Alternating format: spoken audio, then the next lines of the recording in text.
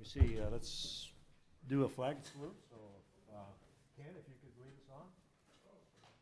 I pledge allegiance to the flag of the United States of America and to the republic for which it stands, one nation under God, indivisible, with liberty and justice for all. Thank you.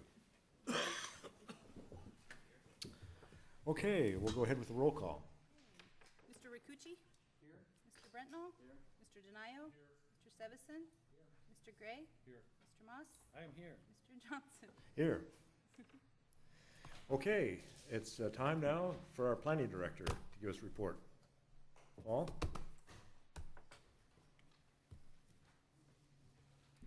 Thank you, Mr. Chairman. Paul Thompson from Planning.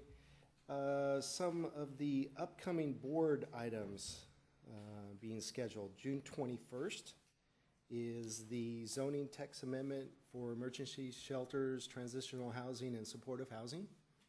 Also, the third-party appeal from the Planning Commission of Tahoe Paddle and Oar. That'll be on the agenda on the 21st.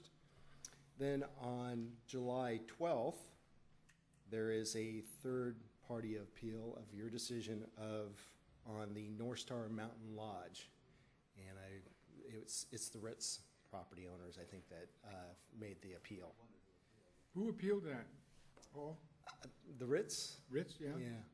I believe that they actually showed, did they show up at the meeting? I wasn't there.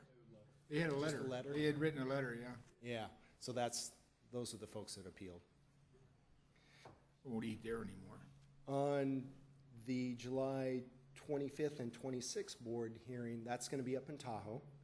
And there we'll have a TRPA regional plan update request to provide comments to TRPA on the transect zoning maps.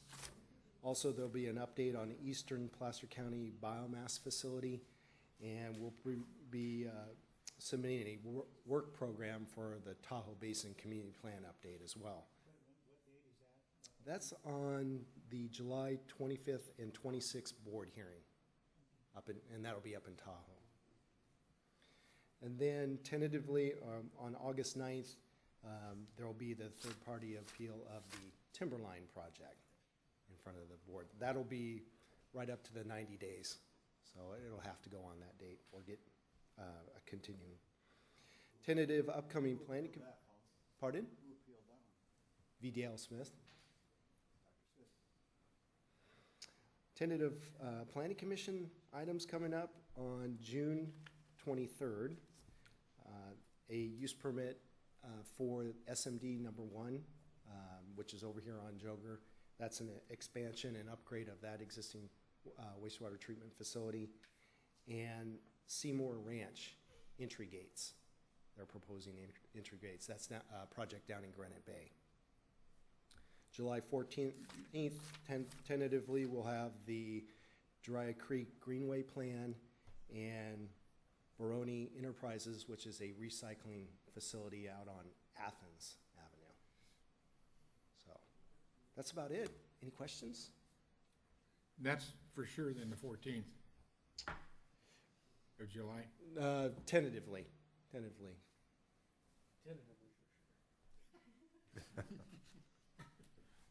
Nothing later in July? No items at this point on the later hearing. The 28th. We may end up through various issues. I know Dry Creek, one of the issues there was last night, Christopher Schmidt took the item to the MAC and they didn't have a quorum. So it couldn't get heard by the MAC last night. So this may get, to a later date. Not sure at this point. So we'll just see how that works out. That might work good for me. I think we're having a 2-day TRPA meeting, so. On the 14th? No, on the 27th, 28th. So we're not having a planning commission meeting, so that would be good. Okay. Not at this point.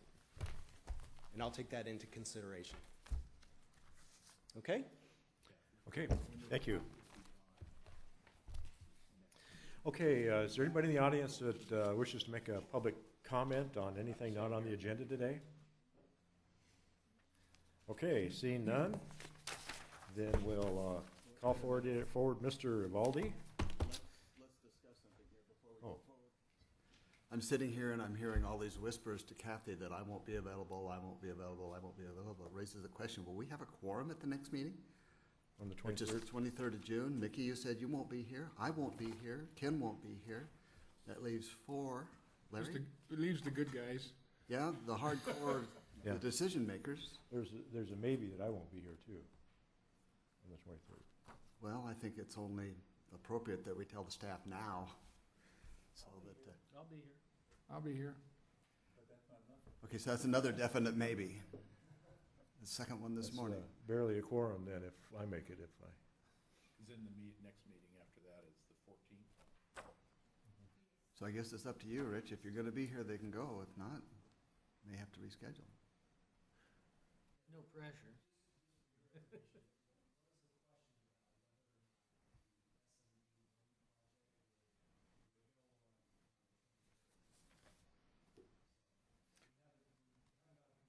that, but that's If just for your it information. doesn't, what else is on that agenda?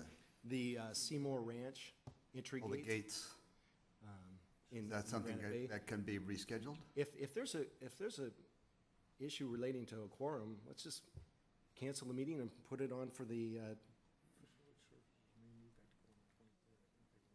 okay. Sounds like maybe facility service might want that on the 23rd, so we better check on that. Okay, well, just realize that it is an issue and. yeah, Okay, I'll now have you to know. check on my availability too. There's a plan that is in force that I wouldn't be here, but it's some trail work up in the mountains, and if the snow stays like it is, then that's gonna have to be postponed, so I would be here then, but otherwise, I was gonna go on that. Okay, So I'll have to let you know okay, we'll definitely keep you in the loop, and then if there's any change in plans, let us know. okay. Great. Okay, now we'll let Mr. Valdi come forward Okay. Is he the tall, handsome guy? with the tie. Wow, what a nice guy. Nice comments. Much older than the last time I was here talking about this project. So, good morning, Chairman, members of the Commission. This project was last considered by the Planning Commission back in August of 2009. At that time, the applicant's proposal was for a 26-lot planned residential development, which required a general plan amendment and a rezone. The Planning Commission denied that request on a 3-2 vote, and that decision was later appealed to the Board of Supervisors.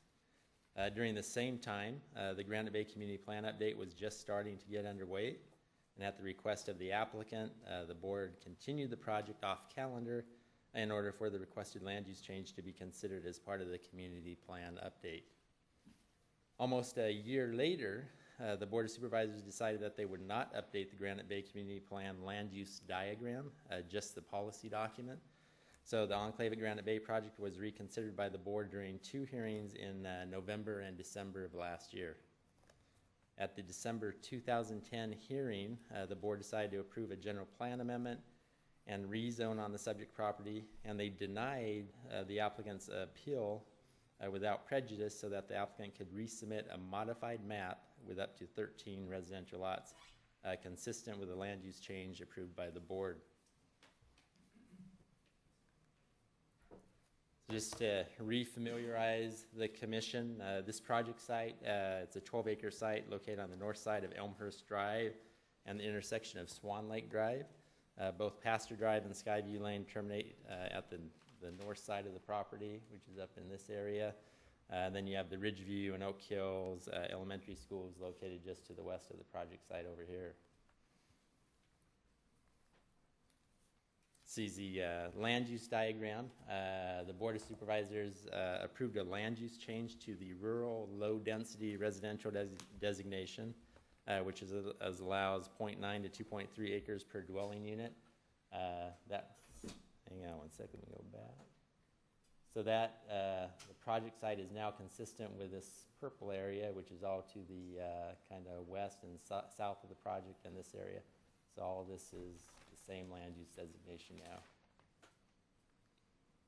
And for zoning, a zone change was approved by the board to RSAG B40 with a PD of 1.3. That's a residential single-family zone district with 40,000 minimum square foot lot sizes, and the plan development designation allows 1.3 units per acre, so actually allows smaller sizes, and that's consistent with this yellow area down here. Now this yellow area comes up and includes all of this as far as the zone district. As a reference, this is the original map that you guys considered a few years ago, which had, at the time, it had 27 lots and showed an access off of Elmhurst Drive at Swan Lake Drive. That is not being considered today.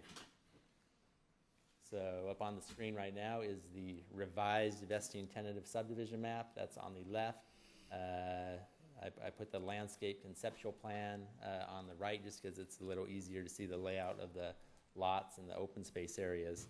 So this revised map, it includes 12 residential lots, and there are 2 open space lots totaling 5.6 acres, roughly 46% of the site.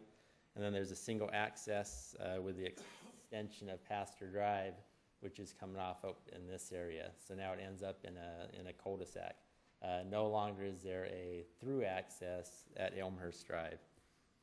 Open space lot A, which is located right in this area, contains a wetlands preservation area, which is part of the Linda Creek tributary. There's a pedestrian path and a passive park area right in here, which is going to be maintained by a HOA. And then the proposed emergency vehicle access road that connects to Elmhurst Drive that comes through here. And that would be gated at both ends. Open space lot B, located up here, that contains a detention basin. There's also a pedestrian path that connects the Ridgeview and Oak Hill schools that goes from the interior of the project site over to the schools. Also landscaping is proposed around in that area. The residential lot sizes would range in area from 15,000 square feet to 27,000 square feet. As you remember previously, lots were as small as 5,300 square feet, so significantly larger. Homes would not be limited to a single story with this proposal, and this development is no longer an age-restricted community. To address concerns of neighbors and the Granite Bay MAC, rear yard setbacks would be set at 35 feet, and that's along the perimeter of the property. There would also be 10-foot wide landscape easements planted with evergreen trees to screen these residences from the neighbors. This revised map is consistent with the planned residential development ordinance and also consistent with the land use and zoning approved by the Board of Supervisors. So the site plan currently shows 2 emergency vehicle access roads. One is at the terminus of Skyview Lane, which is shown as option B, right up in the north portion of the site. This is required by the county, and it satisfies the land development manual requirements regarding the maximum length of a dead-end road. The second one, EVA, would be accessed at Elmhurst Drive. That is known as option A, and that's at the intersection of Swan Lake Drive down in this area. The South Placer Fire District has indicated that the Elmhurst Drive Emergency Vehicle Access Road provides the most direct route to Pastor Drive, which would result in a quicker response and arrival to emergencies, not only for the enclave residents, but for the surrounding neighborhoods. The Skyview Lane, the option B EVA road, however, would be the least environmentally sensitive to construct. Impacts to the Linda Creek North tributary would be reduced, as there would be no need for a bridge crossing right through this area. Also, you have the landmark cottonwood trees down there. Impacts would be minimized there too, because no longer a road would be owned through there. The way the conditions are written right now, they require that only the Skyview Lane, that's option B, EVA road, be constructed. In the event the South Placer Fire District does require construction of the Elmhurst EVA, it may not be necessary for this second emergency vehicle access road up to the north. And so I'm asking today that the commission weighs in on this subject. Also, Bob Richardson with the South Placer Fire District is here today as well as Rebecca Tabor with Engineering and Surveying to respond to this issue as well. So we'll come back to that when we get to the questions. This is actually a blow-up of the Elmhurst EVA that connects the end of Pastor Drive to Elmhurst and the Swan Lake Drive intersection, and shows the bridge crossing. Then the landmark cottonwood trees. These trees are proposed to be removed with the construction of the emergency vehicle access road and installation of utilities that go through that area. Previously prepared arborist reports confirm that any impact to the root zone of these trees would compromise their health and the trees would have to be removed. However, if the Elmhurst Drive EVA road is not constructed and utilities are routed to minimize impacts to the root zone, the commission may decide to retain the landmark trees as long as the arborist recommended maintenance is performed. In our opinion, the trees would remain in fair health. The Granite Bay MAC, they reviewed the revised project at their March 2nd meeting this year and voted unanimously 7-0 to recommend approval of the project. This is with a stipulation that all perimeter lots maintain a 35-foot minimum setback adjacent to existing properties, and that would include a 10-foot dedicated landscape screen that includes evergreen trees and shrubs, and the applicant has included that as part of their proposal. For an environmental document on this property, we did prepare an addendum to the mitigated negative declaration, and with incorporation of all the mitigation measures in that document, the project is not expected to cause any significant adverse environmental impacts. So with that, the Development Review Committee is recommending that the Planning Commission adopt the addendum to the mitigated negative declaration and approve the vesting tentative subdivision map, the conditional use permit, and also the tree permit. That's all based on the findings and conditions attached to your staff report. That concludes my report. I'm available for questions, as well as the other DRC staff. I have a question, Chairman. Yes, sir. Mr. Valdi, we have a letter here from the city of Roseville concerning the water lines. Maybe you can go back to that and access to them, and also that it wouldn't infringe upon the maintenance of those lines. Could you show us where those lines are there, and has that been addressed? It has, and I may even have Rebecca Tabor help me out here, but as far as I understand, there's two fairly large lines, water lines that serve the city of Roseville that run down through these properties. And Rebecca, if I'm off here, I think I'm pretty good, but they run just kind of south of the tributary. There's a 66-inch line and a 44-inch line. 42 and 66, it says here on the Perfect. letter. And so, Pretty close.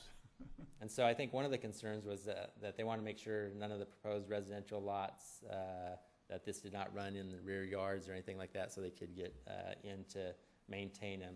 As far as I am aware, these facilities will not be impacted by development. And Rebecca just confirmed that there also won't be any impacts at the where the EVA enters Elmhurst.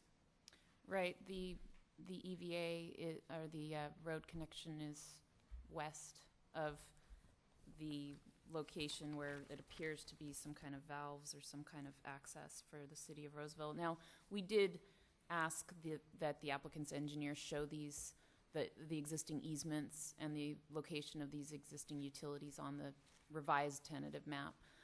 You don't have that. It's not on the one we have today. Right. You don't have that before you today. But we do have a condition number 2, which requires, before submittal of improvement plans, that the applicant provide copies of the revised tentative map to the planning department.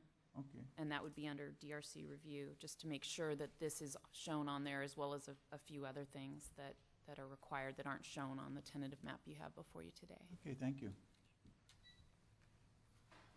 Go ahead. EJ? Does staff have a preference? You said we heard that Bob has a preference on the options for the EVA. Does staff have a recommendation or preference on that? Well, our requirement is for the north, but we're kind of in the position of either or. You know, we need one or the other. I don't know if we're taking a hard stance. There are, you know, environmental concerns down here, but there's also public safety issues. So, you know, I'd want to, you know, give Bob the chance to speak too. But yeah, the question is, you know, if it's one or the other, I don't think we necessarily need both. However, the commission can decide that we need both. Just a comment, condition 35.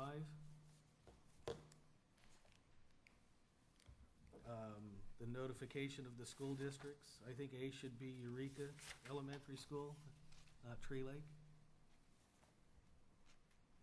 Okay, we can verify that. Since you brought that up, we also received I received a phone call from the Roseville Joint Unified High School District, and if you look on that condition, it only refers to the Roseville Union High School District. So we will be asking that we can add joint as part of that title of that school district. Can't you just change that to read serving the school district serving that area? We could do that. That's pretty general. That way, I don't care what the name is, we're looking at Easy issues fix, notice. yeah. Yeah. Technicalities, but we don't want any technicalities. So whatever makes things Well, the clear. devil's in the details. Yes. You have a question? Yeah, a couple questions concerning the routes here.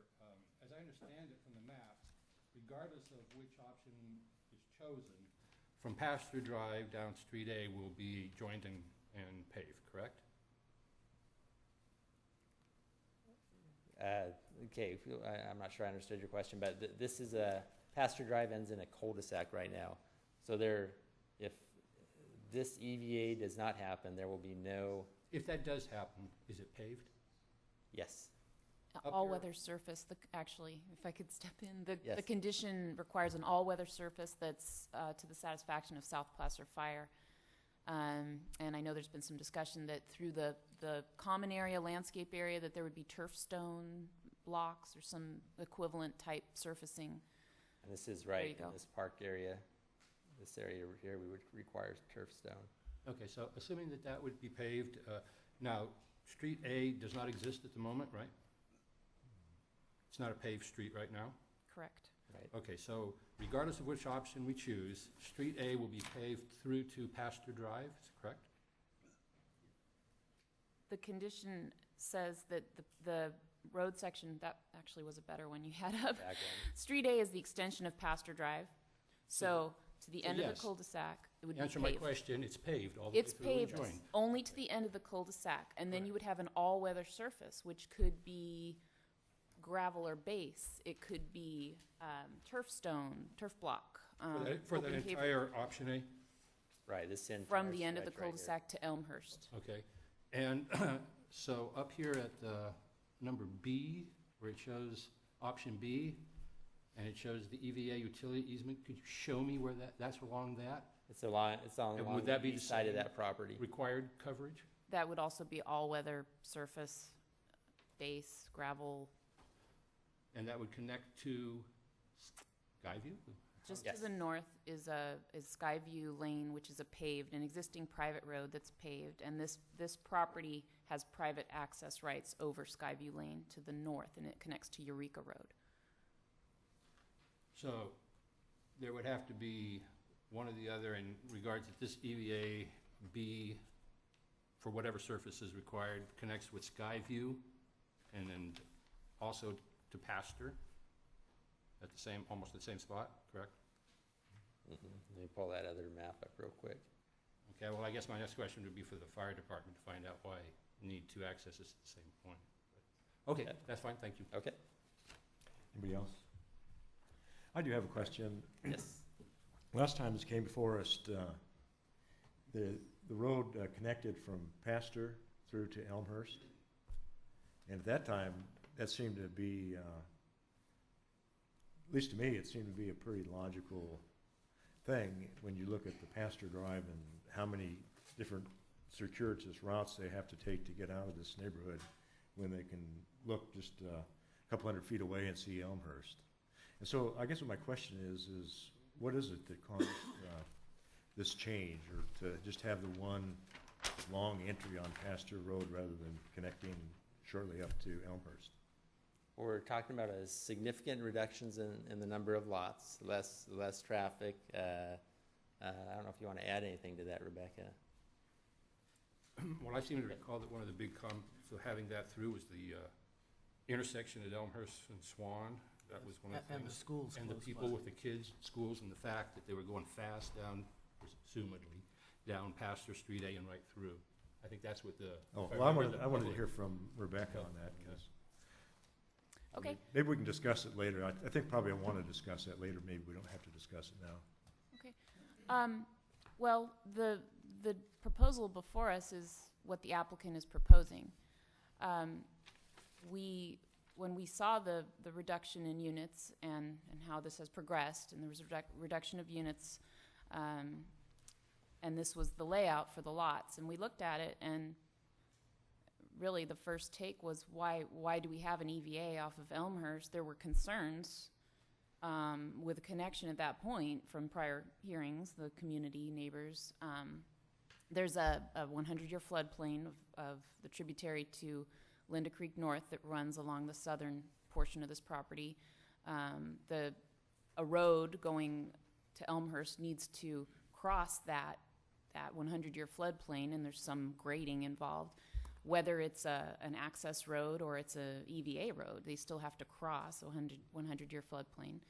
There could be biological impacts. There's these trees there, the landmark trees.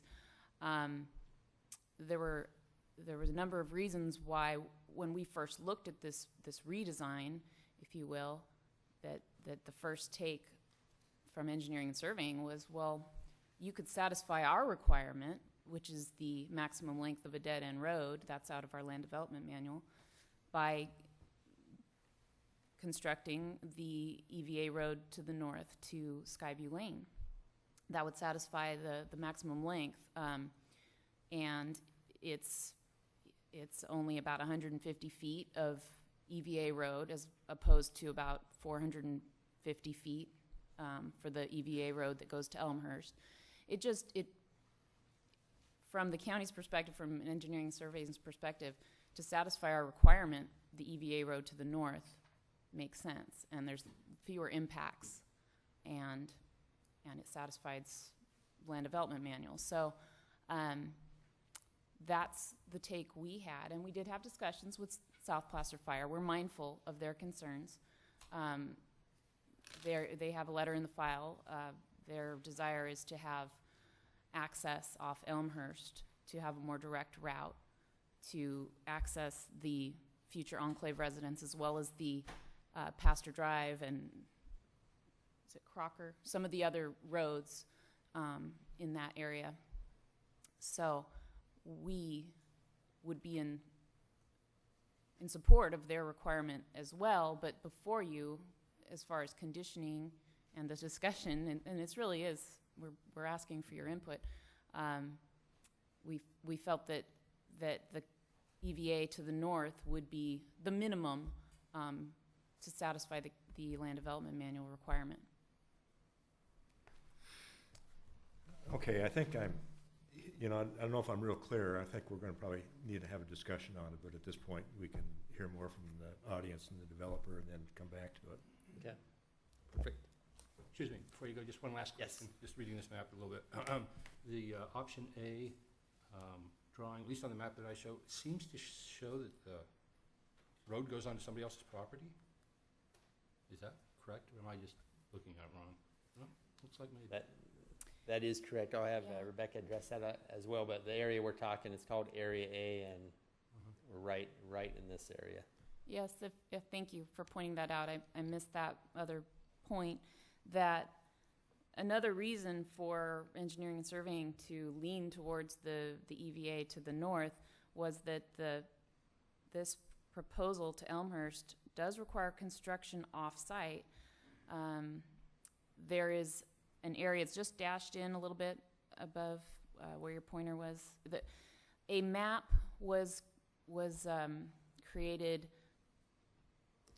it's called the T-Maps, is it page 90? I think we have it somewhere. But the dedication was to the county for road and utility purposes. The county, with that map, the county did not accept the offer of dedication. But nevertheless, there is an IOD over that portion. It was called Area A on that particular map. And just in that case, what would need to happen is the county, we would need to accept for emergency vehicle access purposes and public utility purpose, we would have to accept that Area A. Is that offer still good from the people who own it? That is an irrevocable offer of dedication, so yes, it is out there. So we, and this is a letter in the file as well, South Placer Fire has, it's attached, let me see if I can find it. Page 78 of your packet, attachment F. South Placer Fire is requesting, it's the second paragraph there, that Placer County accept Area A, as noted on the revised tentative subdivision map dated March 25th, 2011, for fire apparatus access to the Enclave subdivision. They are asking us to, if we are going to condition this one as well, or only, then that request would be what we lean on in order to accept that area for these purposes. Not for a road purpose. It wouldn't be a public road. It would just be for that, the public's interest in an emergency vehicle access. Okay, thanks. Okay.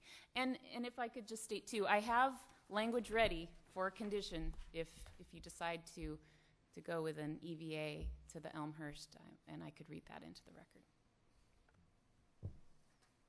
Okay, any other questions?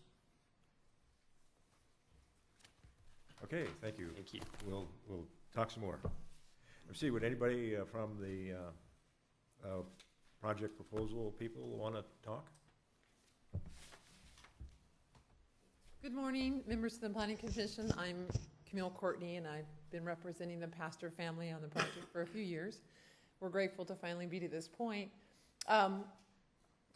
We have no concerns about the conditions of approval. We've met with staff. We've reviewed them. We're fine. We've worked extensively with Supervisor Euler's office. We've met numerous times with the neighborhood since our last development proposal was before you well over a year ago. And we have closure, we have support, we have, as you heard, 7-0 support from the MAC. So we're proposed and ready to move forward. I can just share with you that the whole conversation about the EVA through to Elmhurst is one that has been kind of ongoing. We felt that the fire department has been very strong about the need for it. There's been an easement for an ingress and egress connecting from Pastor Drive to Elmhurst since 1967 in every public title report, in all the chain of title. So there was never a question about would Pastor ever connect to Elmhurst. There's just, that's been on every single subdivision map that's occurred within the area. And as you heard from Rebecca, there is an offer of irrevocable dedication on the previous maps there. So we just felt that, and we support, you know, we don't want to be the one that creates a subdivision that creates a public public safety and health risk. We've always heard from the fire department they wanted to connect Stolewood to Elmhurst. That's a very circuitous, dead-end community there now, so it would enhance, obviously, the response times. And this EVA is not open to through traffic. It allows kids to walk on it. It allows people to ride bikes on it, and yet it provides the necessary emergency access that would benefit the entire neighborhood. So that's what we want to develop. We want to develop something that benefits the neighborhood and is a good planning solution. We've also had no concerns from the MAC nor the community about the removal of the cottonwood trees. People are tired of the mess, they're tired of the risk, they're tired of the dropping elms, and no one was up in arms about that. So that's where we have come with that. And so obviously it's up to your body to decide, do we do option A or do we do option B? And I'm sure you'll hear from the fire department about what they want to do there. But if you have any questions of me about the project at its moment, I'm here to answer them. Questions? Okay, Seeing none? I guess for now, we'll give you a Okay. break. Thank you. Okay, is there anybody from the public that would like to speak on this project? No publics. I guess I don't see anybody jumping up or jumping around. And so with that, I'll bring it back to the, I'd like to hear Good what question, Bob Mr. Richardson Bob. has to If we say. could, if we could grill him for a minute? Yeah. oh, yeah, okay. You drag you up to the, whether you like it or not. He came all this way, he I would certainly. say, might as well come up to the podium, he came over to He's paid by the word, so. Well, thank you. I'm Bob Richardson with South Fire. In regards, I'm here to answer your questions, so first question, please. Which do you prefer, A or B? Pardon? Which do you prefer, We A or do B? prefer the option A. We do not require 2 EVAs. We look at it as providing the community with the fastest and the closest service in an emergency situation. We view this here project as the crow flies. It was a shorter route. We're coming from Wellington and East Roseville Parkway. To service the back part of that community there around Crocker Road and whatnot, we either go down, we wouldn't use Swan Lake or Elmhurst coming from that station there on Wellington. However, we go beyond that and we pick up Crocker and that place around the other way. So we basically go by this project to get to it. It does give an extension of the response and the arrival. So what we're looking at here is providing the quickest route, which would be coming down Elmhurst to Pastor Drive. And it would also enhance not only the level of service to the enclave, would also support a better service to those that are back there on Elmhurst and Crocker and so on. Bob? Yes. If option B was put in, can the district still meet their stated goals for response times by having to come in through that way? You know, I haven't secured any documentation that supports it. I've just got documentation that shows that that was an EVA. From by word of mouth, I have heard that that EVA was established to enhance the ingress route to Tree Lake in general, not case specific to the enclave. And then, that's all I can comment on that. That's all the information that I have. Bob, in your letter, you refer to circulation patterns, which is kind of a macro analysis of this and other subdivisions. Are you advising the commission that, in your opinion, the circulation patterns of the entire community would be enhanced by option A, by option B? From the fire department standpoint and to provide that service, yes, that aspect of a circulation would be more appropriate for us to provide that delivery system in a more timely fashion. That's how we perceive that. How we coin that in a definition, you know, that maybe that would be something in the future we should do, is clarify EVA circulation and so on for the use in the fire application to provide emergency services.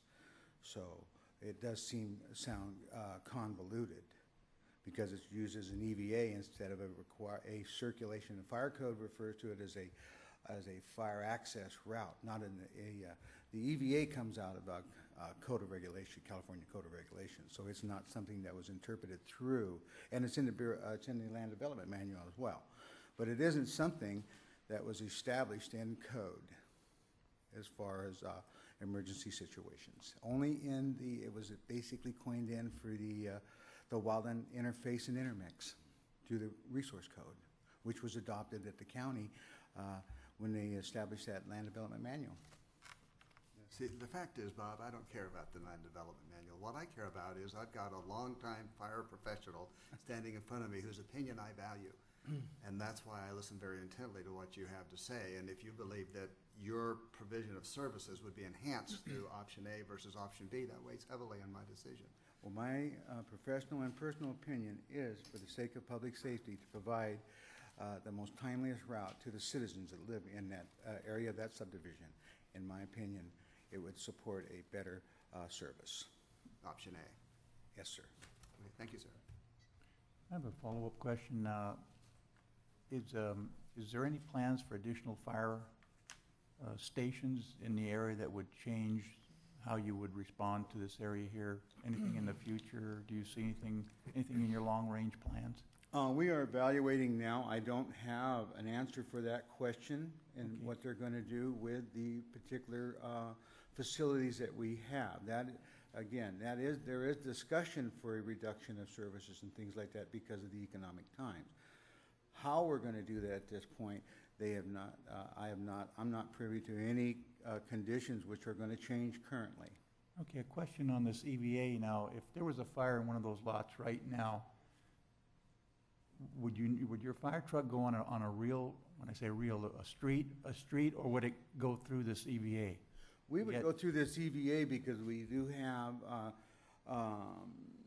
a code that supports the width and the accessibility with vertical clearance and so on. Obviously, we prefer not to have any controls, okay? Everything we feel would slow us down, speed bumps, controls, or otherwise. So with our first pick would have no controls. Right. All right. So with it having an accessible and a maintenance access that's going to support our apparatus, this is the intended This is the way route. you would enter the property if there was a fire reported there. Pardon me? This is the way you would access the property if there was a fire reported. Absolutely. Or a medical emergency. That is the intention of the fire department. Okay, thank you.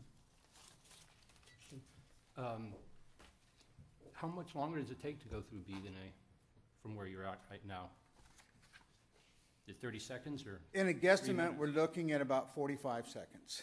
45 to 60 seconds, depending, I mean, we're not, again, we are going through a residential neighborhood. It's not like we're going down Auburn Folsom Road or Douglas. So no, we're not going to go in there and exceed and push the speed limit in a residential area. But that means that you are driving, what, an extra block to come in through option B as opposed to option A? Something like that, you're saying 45 seconds or so, that's, I'm not real familiar with this area, to be quite honest. I think probably, we had an aerial picture of the subdivision. If we could put that up on the screen, I think I could better explain that.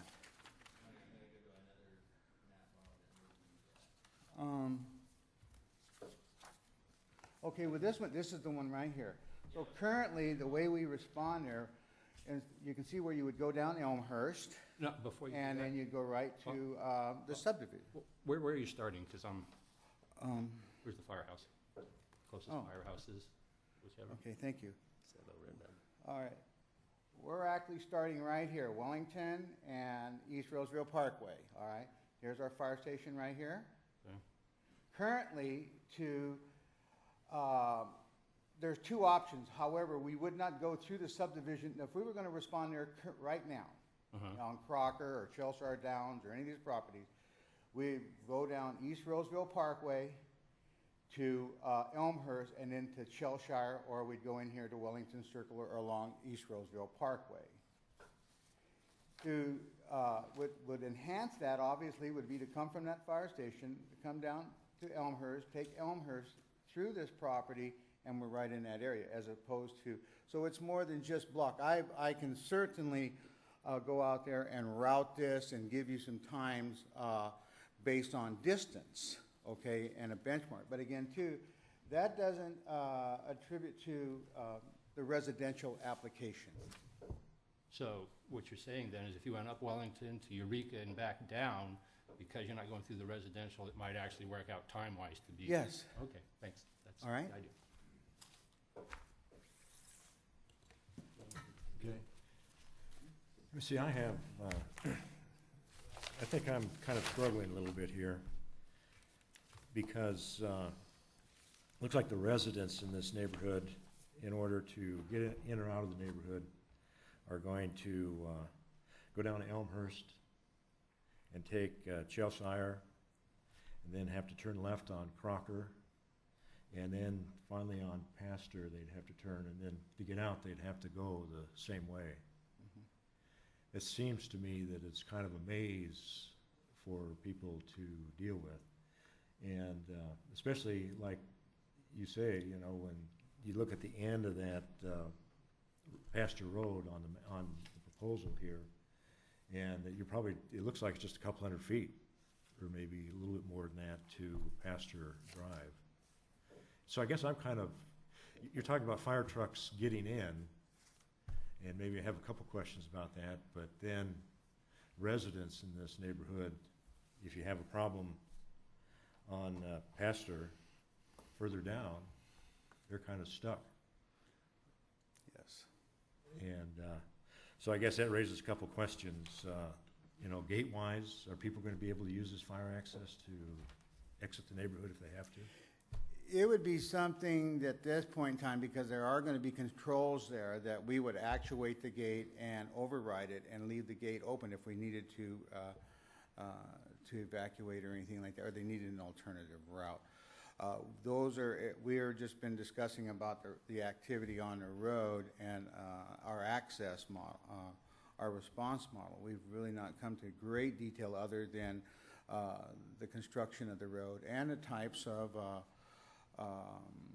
devices. Now, what they're talking about is a loop system on the gate that comes from Elmhurst onto the property, where we would activate it with an Opticom light or a key switch in the pad. On exiting that, there would be a loop system where the tires would actuate a pressure device which would open up the gate.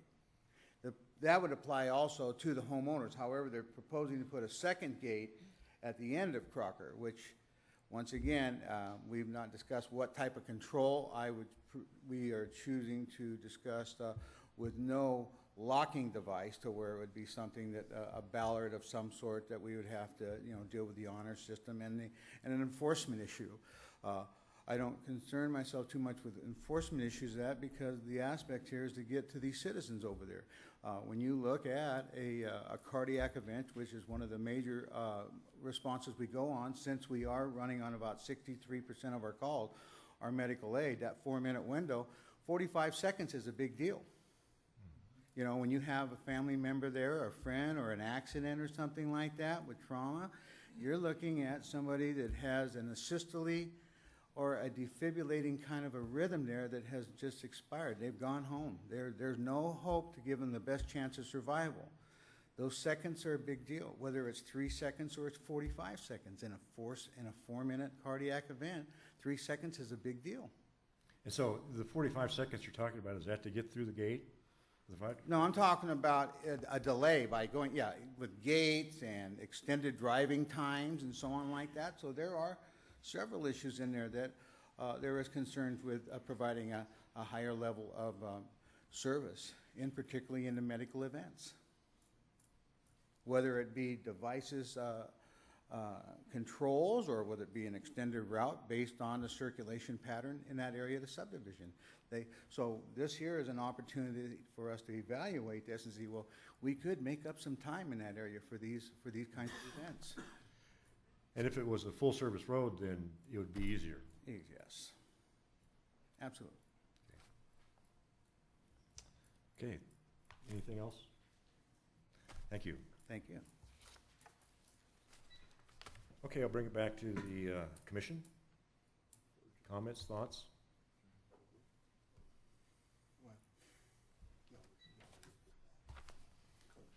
I think I would lean towards the option A. Just as a comment, the quicker response, knowing myself where the current station is located and the path of travel, and how much further through residential neighborhoods you would need to go to access this, the way the residents are going to have to. I think it makes sense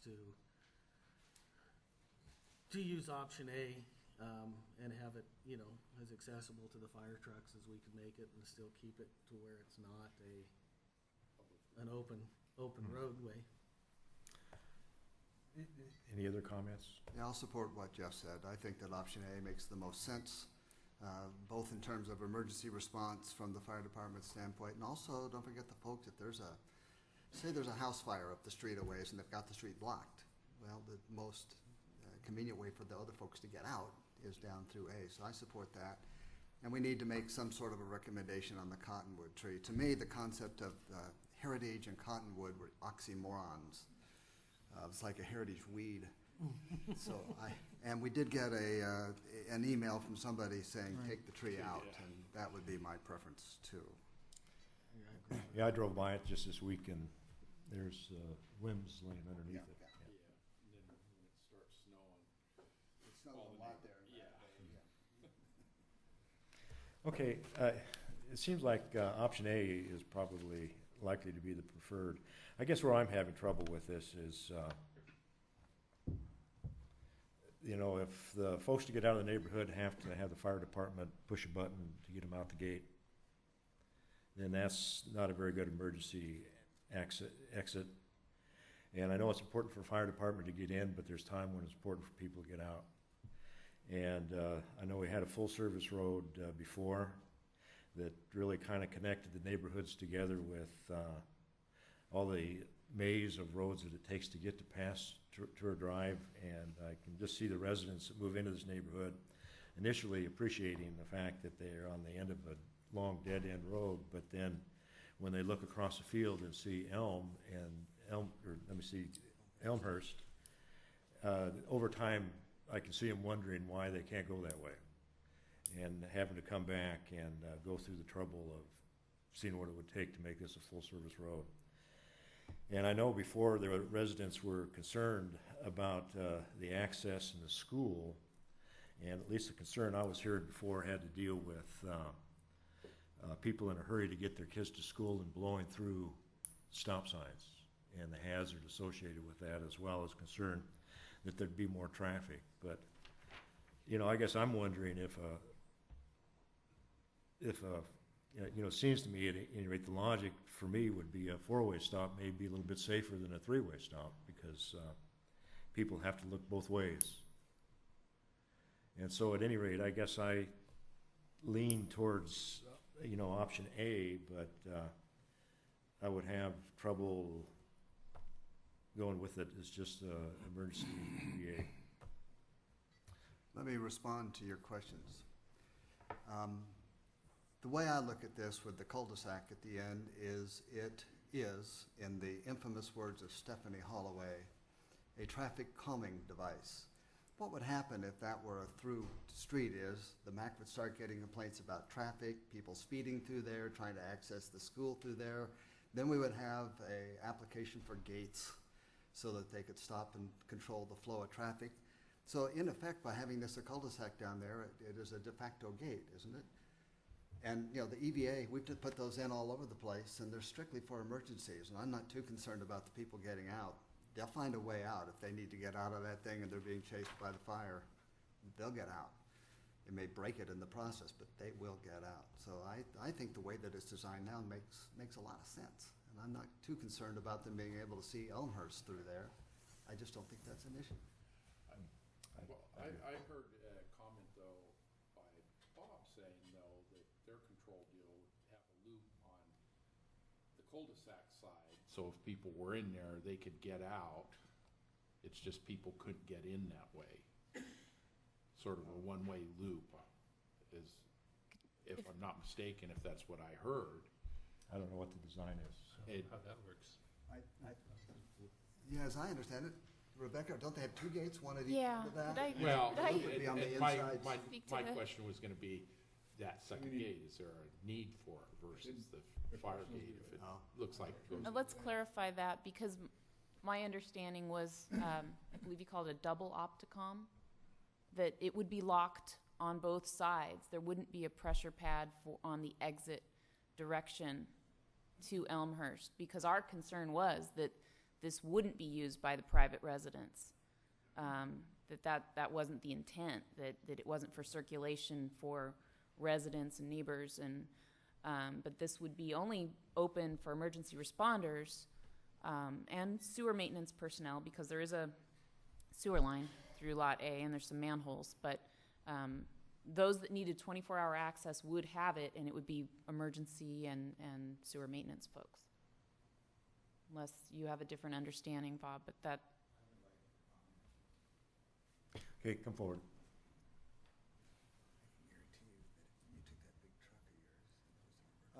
To provide clarity, the gate on the Elmhurst side and Swan Lake corner was to be an Opticom activated gate, keypad, and a pressure switch on the other one allows us to leave that way as well. So if we're going into the subdivision, we have an ambulance, we don't want to sit there and wrestle with the gate getting out. So we would have access there. Where they were looking at is talking about a double, I believe, a double control, and they were preparing to put some other kind of a gate, a pole gate or ballards or something down there at the end of the cul-de-sac on Pasture Drive. Well, Our aspect of requirements on that gate were as per our notes and code, which was requiring the Opticom strobe and the loop system specifically at that gate. Yeah, what's an Opticon? Opticom is they have a receiver. Our engines have this strobe light that you've seen. They change intersection lights and so on. What also actuates these gates. Okay, and then the loop system, what is that? The loop system is another device that's it's the same kind of a pressure system, I believe, or a sensor that they use on stoplights. You drive across that, it's a time delay, it changes the lights. Well, what this does is actuate the opening of that gate. Oh, so the public then would be The able... public would be able to use it at that point. That's why there's discussion about having a secondary control at the end of the cul-de-sac. Okay, and would they be able to get out the front gate too, or on Elmhurst? They would be able to get out the front gate. It depends on what kind of controls we end up deciding on there at the end of the cul-de-sac. That's where, again, a retractable ballard or something like that would be my first consideration. And then we're looking at the honor system if people are going to encroach on that and a policing of it. So that's really what we're looking at. So if you had an... There's a deterrent there by having some ballards that can be removable or something like that. They have pole kind that go into the ground. They lock them in place. There's places like that.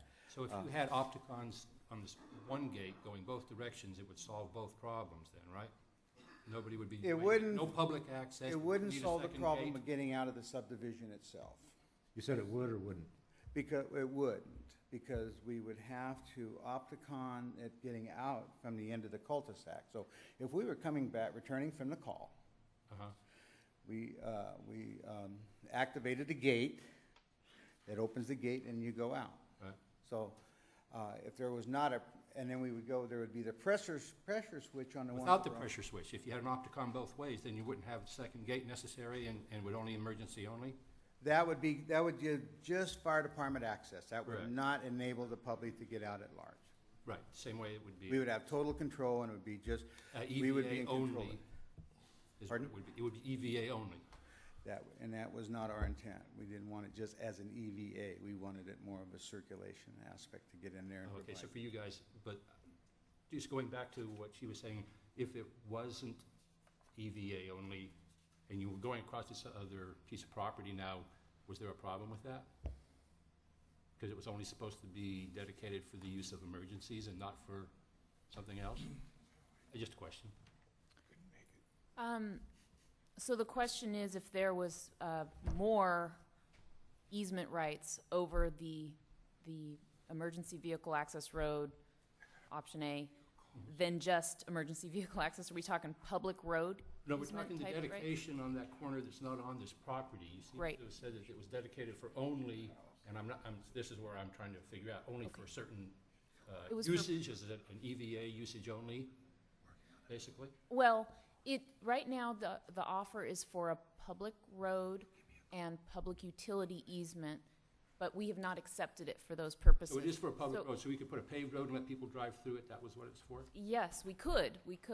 But that's not what was proposed. What's proposed is just an emergency vehicle access easement. well, I wasn't So we sure could what- accept it for that purpose For either one, okay. and for public utility I only. think the community concern over having that be a circulation road as opposed to just an EVA is not just the traffic generated by the 12 lots that are going in here, True. but by then redirecting existing traffic through this subdivision and out onto Elmhurst, so close to where they're trying to get kids to Right. and from the school. Yeah, that's what I was saying. And That's what I think thought.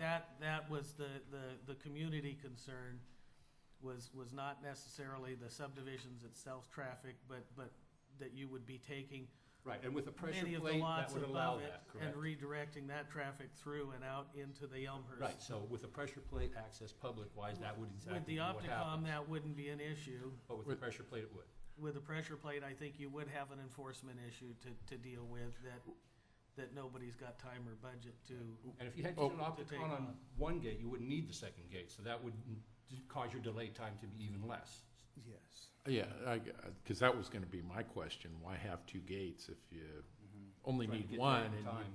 sort of set it back enough to where you can see it from both sides, and if there's signage on the cul-de-sac side said, hey, no exit, same on the other, and a person looks down there and sees a gate, People driving through. they're not gonna drive through.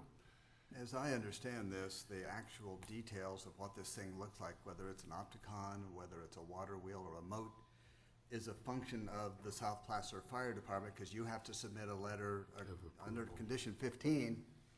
They can't proceed until the fire district has provided a letter describing the conditions under which they'll provide service, and it'll be up to you and your engineers at that point to decide the form, fit, and function of whatever devices you put up, correct? Yes. Okay, so we don't need to decide here whether it's a pressure plate or a Opticon or a Well, I guess for me, let me kind of address that, because, I'm listening and hearing here, and of course, my preference, I guess, would have been a circulation road, but I'm hearing reasons and consensus forming that it shouldn't be a circulation road, so I'm coming around to that point. I guess the issue for me, though, is, when you have a neighborhood, particularly at the end of a long dead-end road, and you have some kind of an emergency someplace else in the road, then are these people going to be able to get out of their neighborhood? Pardon me? Are these people going to be able to get out of their neighborhood if they feel they have an emergency and need to get out? With, Roads blocked off or whatever's happening. with the Opticom and the pressure switch assembly at the terminus at Elmhurst, yes, because the pressure switch would allow anybody, it's not case specific. It's gonna, whatever actuates that pressure switch is gonna activate the gate. Bob. Oh, they'll be able to get out. The secondary aspect there that they were talking about was whatever deterrent they want to use at the end of the cul-de-sac, whether it be signage, ballards, or otherwise. So maybe, and I'm not here to design that, I'm just specifically wanting access via Elmhurst to get to the back of the subdivision. Yeah, and I guess the issue for me is, the people in the back of the subdivision have the ability to get out if their Yes. one-way is blocked. It seems like that's a safety issue also, as well as getting the access for the emergency So- folks. Ingress egress is not an issue with that type of gate system, number one. The issue at hand here is the enforcement of it and people honoring the fact of not using that as a thoroughfare. But with a gate, say if it's an arm and it raises with your Opticon and it's made like a break off or something, so if there was a big fire, somebody could push through it and get away. I mean, I'm hearing two things. I'm hearing let's do a pressure pad and a gate at one end, and then at the other end, let's put something that they can't get to the pressure plate. So it's sort of, I guess in my mind, it's self-defeating where one gate, and if it's controlled by the fire department, but in an emergency where a reasonable person would say, I can drive through that gate.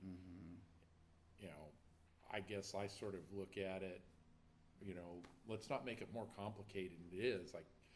And I hear from engineering that the surface that they want to put is all-weather surface, but it's not necessarily a paved road that says, take me to get in and out of here.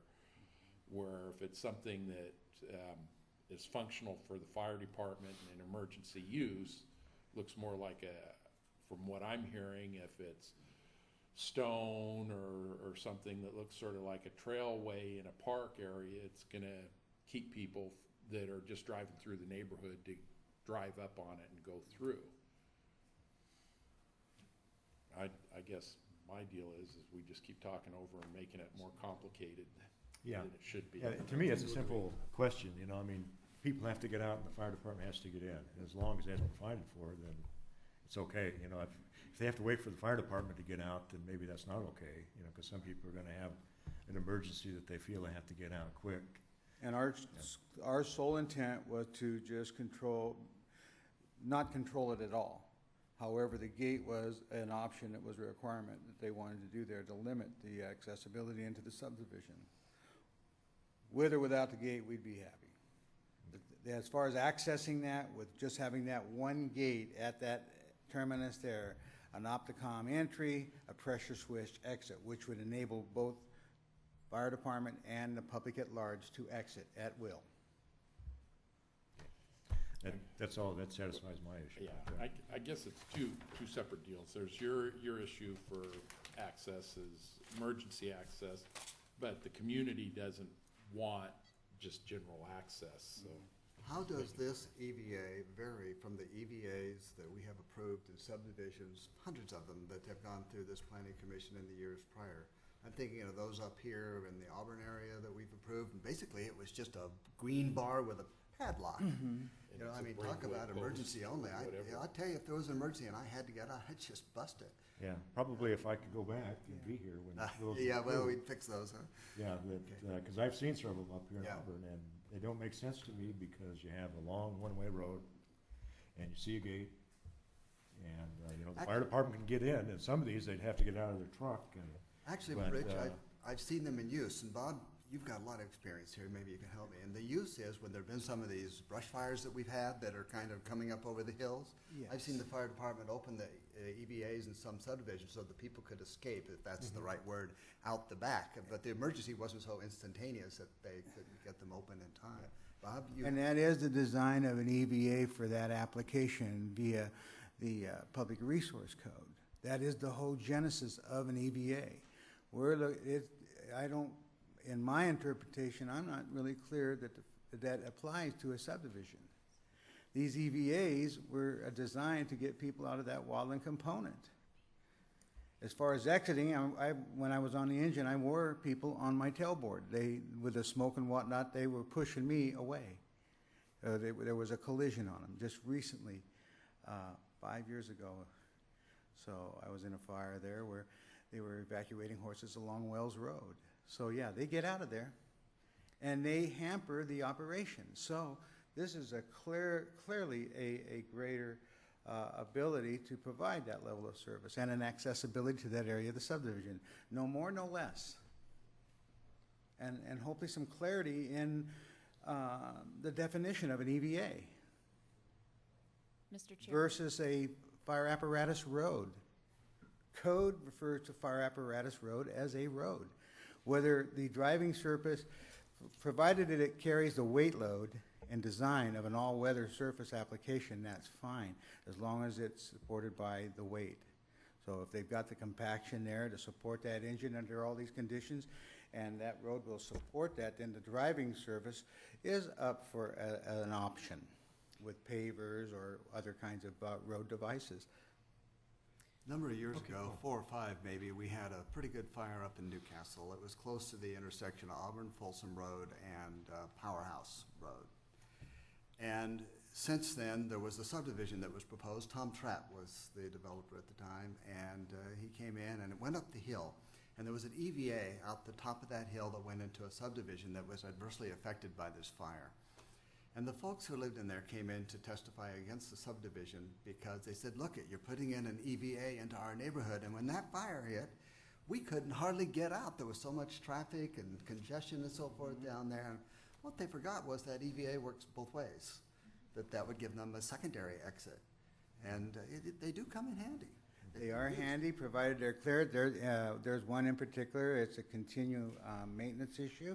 It's up along Ridge Road up there off of Barton, that just between, you're only looking at a 30-foot section here, but to keep that maintenance and mowed back is a huge undertaking of policing all the time. However, when there was a fire over there, they were lined up to get out that way, and there was engines on the other side trying to gain access, which there was so much foliage and overgrowth there. So when you want them, a lot of times you'll find them that they've been grown over and we don't have access. Okay, If I may. Yeah, go ahead. Mr. Chairman, based on comments that we're hearing from Mr. Richardson and from the commission, we have some proposed language regarding the EVA that we'd like to read in, and maybe that will help you guys out. Okay. Okay, condition number 32, that is on page 17. That's the one that right now requires construction of option B. And I think what we're hearing is that we would delete that language and replace it with language requiring construction of option A. And I can read substitute language if you're ready. Construct a minimum 20-foot wide all-weather surface emergency vehicle access EVA road over Lot A from the end of the on-site cul-de-sac, Street A, to Elmhurst Drive, as shown on the approved tentative map and as required by the South Placer Fire District. A locked gate shall be installed a maximum of 5 feet from the back of sidewalk at Elmhurst Drive. This EVA road shall not be open to Enclave Subdivision residents or through traffic. Emergency response providers shall be provided 24-hour per day access in both directions through the gate as required by South Placer Fire District. No parking shall be allowed at any time within the emergency vehicle access road or in front of the gate at Elmhurst Drive. Road surfacing through landscaped area to be turf, stone, or other as approved by the DRC. The bridge, gate, no parking signage, and any required turnarounds shall be shown on the improvement plans to the satisfaction of the ESD, Facility Services, Environmental Engineering Division, and the DPW. Without being picky, you have something on parking on Elmhurst, how about having the same thing on the other end? We could add that as well at the end At of the either. cul-de-sac. I think the parking on Elmhurst is in relationship to the school, isn't it? No, you can't park in front of the road is what she wants. No. What's the thoughts about the cottonwood tree? Do we need- Off with its head or keep it? Bye-bye.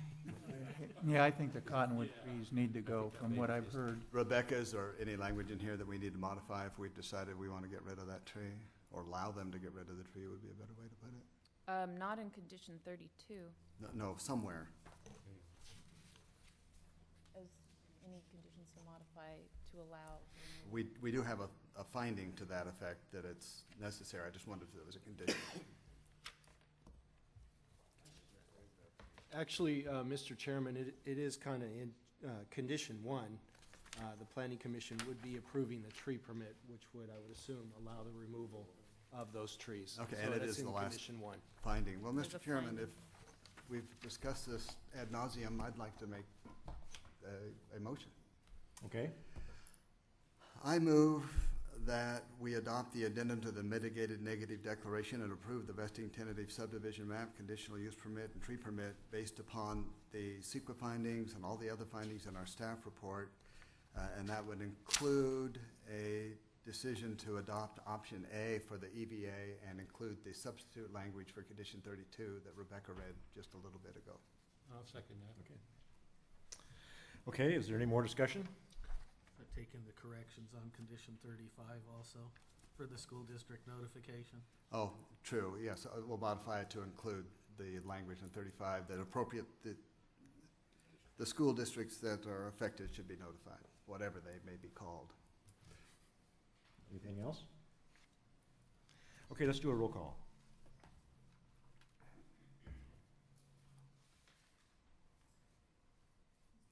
Yes.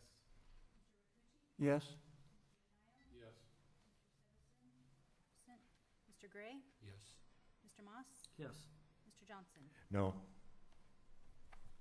Okay, well, thank you. We'll close this discussion, though I will say that the decision can be appealed, and the time to final appeal would be 10 calendar days, and the fee is $504. So congratulations, folks.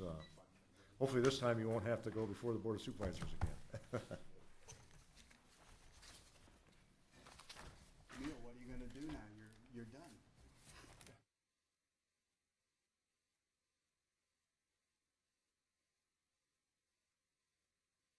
Ran her out of the state. take about a 5 here. Yeah, let's do that. Okay, well, we'll call our meeting back to order. And this particular item is the Forest Hill Community Plan Amendment, dealing with a settlement agreement that was made. And so let me get the right papers here. And so, yeah, go ahead. All right, thank you. Good morning, Commissioners. Staff requests approval of a general plan amendment to the Forest Hill Divide Community Plan to incorporate modifications as set forth in the settlement agreement between Placer County, Friends of the North Fork, and Forest Hill Residents for Responsible Growth. On December 9th, 2008, after certifying the final EIR for the Forest Hill Divide Community Plan, the Board of Supervisors adopted the actual community plan update to the 1981 Forest Hill Divide General Plan.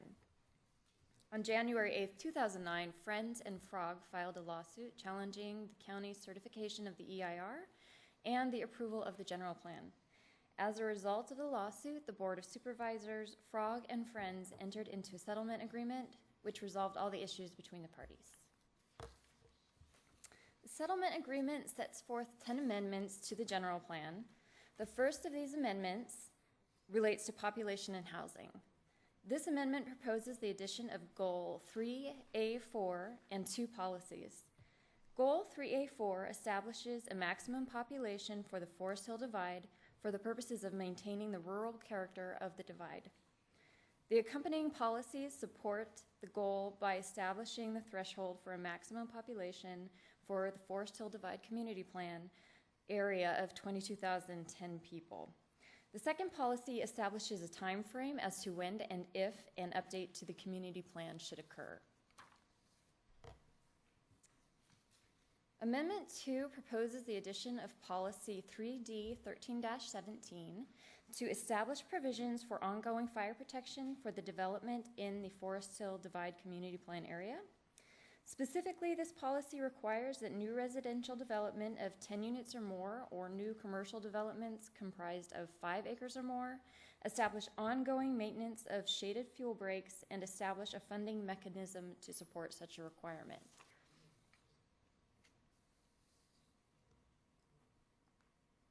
Amendment 3 proposes the modification of the language of Policy 3D 4-1 to ensure that the county require, prior to approval of new development, written confirmation that new domestic water service from a public service provider is available, or alternatively that the county specify that improvements are required. The revised language further clarifies the county's intent to ensure that water is available prior to entitlements being issued. Amendment 4 proposes the addition of policies 3D 3-5 and 3D 3-6. The first of these policies prohibits privately owned packaged wastewater systems. The second of these policies discourages the sharing of septic systems by 2 or more parcels. And both of these policies are consistent with current county standards related to privately operated wastewater treatment plants and packaged septic systems. Amendment 5 proposes the addition of Goal 3C10 and accompanying policies that are proposed to promote an environmentally sustainable community in the Forest Hill Divide Community Plan area, with emphasis on encouraging implementation measures for the reduction of greenhouse gas emissions.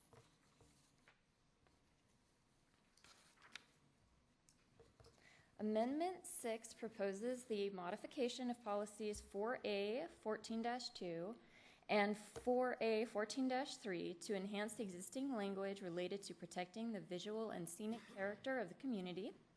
The enhanced language specifically relates to the visual impacts of new development, including considerations for ridgeline development. Amendment 7 proposes the replacement of figure 4-6 with a new exhibit to reflect where implementation measure 29 will apply.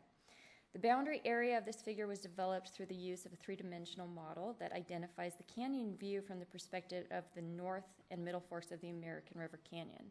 And this figure is replacing the figure that was previously included in the general plan. So this is just a general idea of what it looked like before, and as you can see, these areas are not highlighted as something that should be protected as part of the view shed.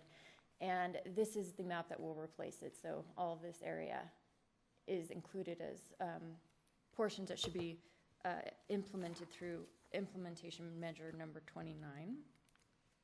And Amendment 8 is implementation measure 29. Proposes to require that the county develop and implement design guidelines to protect and maintain visual resources within the important viewshed map.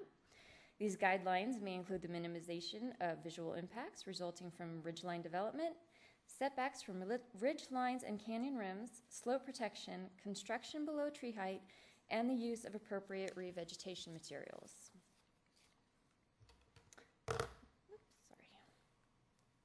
Amendment 9 proposes the modification of Policy 4A 13-2 to include wording which would discourage impacts to non-motorized water-dependent activities such as gold panning and river rafting. And Amendment 10 addresses open space in the area to minimize any potential impact to federal and state managed open space areas located within the community plan. And that is the summary of the actual amendments. And on April 9th, 2011, the county presented the proposed general plan amendment to the Forest Hill Forum as an action item, requesting that the forum provide a recommendation to the Planning Commission. And this represents the modifications to each of the they recommended approval to all of the amendments, but there are 3 of which they have modified the language. So to Policy 3D 13-17, which is a portion of Amendment 2, the forum recommends language be added to the end of the policy stating, for projects with fewer than 10 dwelling units, irrespective of size, the county shall coordinate with the local fire agencies to determine the feasibility and practicality of appropriate ongoing fuel treatment.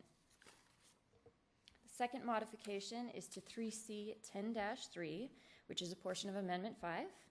This modification proposes the addition of the words pedestrian safe between thriving and walkable to read, and promoting economic development in the historic core of Forest Hill to build a thriving, walkable downtown. Excuse me, thriving, pedestrian safe, walkable downtown. The third modification proposed by the forum is to the language of Policy 4A 14-3, included in Amendment 6, to add the words properties between the words roadways and public trails. So that summarizes the modifications to the general plan as set forth by the settlement agreement, and I'm happy to answer any questions at this time. Go ahead. I got a couple of questions, and it just, I guess, definitions. See through here, the county shall require, the county shall encourage, and the county shall promote. Well, require, I pretty much got figured out. How does the county encourage something versus promote something? I think that those, I think it's basically to encourage and to promote is to, where feasible, we will encourage. So where feasible will require, is that what encourage and promote mean? Is where feasible will require it? No, if it were required, it would be shall. So where it says shall, that is a requirement. Yeah, but then in the other, I mean, I guess I just wonder where we're going with encourage and promote. Permissive versus mandatory. It still becomes mandatory. It just. See, I wouldn't have thought Jeffrey If was I- an English scholar here, but I guess I was wrong again. Good comment, though. Mr. Chairman, if I may add, this is typical general plan language is incorporated into general plans, their policy documents. And in not all cases and situations, we may be able to implement, that policy, so that's why that wording is there.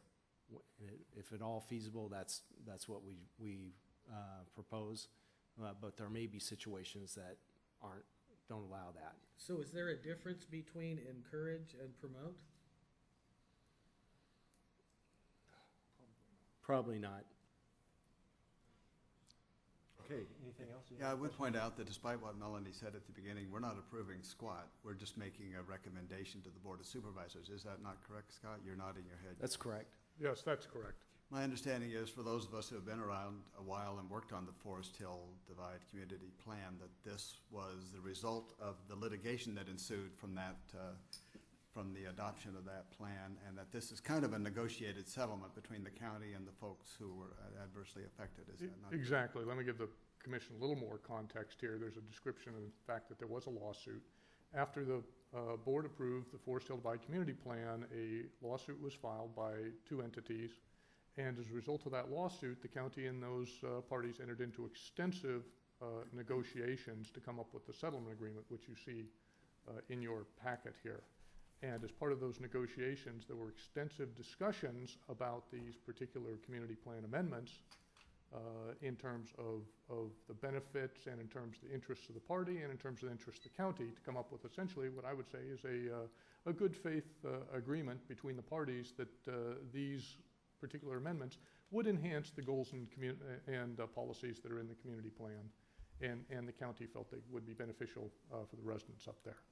So as a result of that, what the county agreed to do is process this through in the ordinary course, as we've done, like any other community plan amendment, by going to the Forest Hill Forum, doing an environmental document and bringing it to the commission for recommendation to the board. And based upon that recommendation, then the board will take the final action. Now, I would point out that the one thing that's a little different here is that the staff and is supporting the language as you see it in the staff report. In other words, the 10 amendments were in the staff report, is what the county agreed to support to go to the Board of Supervisors. So even though the forum has made a few recommendations, you're free to consider those recommendations. If you think they're beneficial, you can recommend the board adopt those as well as the 10 provisions which are in your staff report. And the board will take that into consideration, and the board will make a final decision. But staff is supporting what you see in your staff report. That's what the parties negotiated after a long process. Scott, were you involved in the negotiation of that settlement? Yes, absolutely. Absolutely. In your opinion, would the changes that were recommended by the forum invalidate or somehow disrupt that settlement? There is a provision in the settlement agreement, and I can cite you the section. It is section G on page 8. And what that provides is that if the board approved amendments which were not in substantial conformance with what was agreed to, then the petitioners retain the right to certain types of CEQA challenges to projects. Whether this is in substantial conformance would be something we'd want to resolve with the petitioners before we'd say the board should adopt those. If the petitioners say, we have no objection, that's in substantial conformance, then we'd recommend the board adopt those. But if the petitioners aren't willing to agree to that, I'd have a concern that we end up with the possibility of future litigation. So the long and the short of it is, the board will make the final decision. If you think the forum recommendations make sense, feel free to exercise your discretion to recommend them, and then when it gets to the board, we'll make sure that we know what the consequences of the board adopting those recommendations of the forum would be. Okay, so we're not frozen in with the language that's in the proposed amendments now. We can make some amendments as long as the petitioners don't object. Correct. You're free to make recommendations to changes. But again, before we get to the board, I want the petitioners to tell us whether or not they feel that that violates any provision in the settlement agreement. We have some of the Forest Hill folks here today. Maybe they'll have comments on it. But I look at the changes that were in the staff report and that Melanie discussed, and I don't see them as being significant. In fact, I wonder if they change anything when you get to the bottom line. Okay. Are there other questions from other commissioners? I just have a simple question. What is a shaded fuel break? Maybe the chairman can answer that one since he's in forestry, or maybe not. Maybe Melanie. I mean, I know about defensible space and all these. I live in the city, so I'm not quite sure what a shaded fuel break is. What is a shaded fuel break? I can make a guess, but go ahead. a shaded fuel break is a fuel break where you clean up the forest underneath, Oh, but you thin it out, You thin it but you out. leave a canopy up high. Hi, and you. And the clean up- idea is when the fire will go burns up a underneath. hill, if it's in the crowns of the trees, when it gets to a shaded fuel break, without the fuel and the heat Underneath. down underneath, the fire drops down to the ground Go along the ground. and goes on the ground, allows the fire troops in to get in there. Okay, And, I just line it. kind of curious more than anything on that. Thank you very much. Is that consistent with your answer? Yes.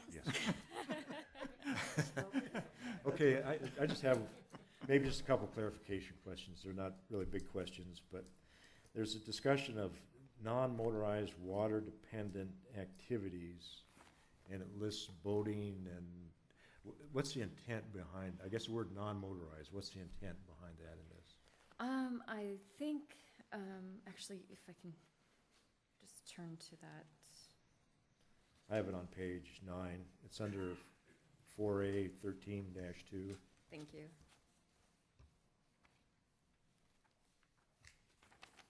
Mr. Chairman, if I may, I think this is in relationship to rafting. That those are, you want to have non-motorized vehicles on, on the river, not motorized vehicles. Kayaking, that sort. Okay.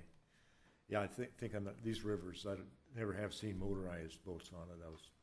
I think that would I be guess it could pretty, be referring that to would be Sugar pretty Pine. difficult, I would believe. Could it be referring to Sugar Pine Reservoir, or I guess that's the only lake in the, It does say including reservoirs, natural streams, and waterways. okay. So the intent there, even though I think Sugar Pine probably would allow motorized boats, it's got a speed limit. The county has imposed a 10-mile-an-hour speed limit on it, so. Okay, that answers that.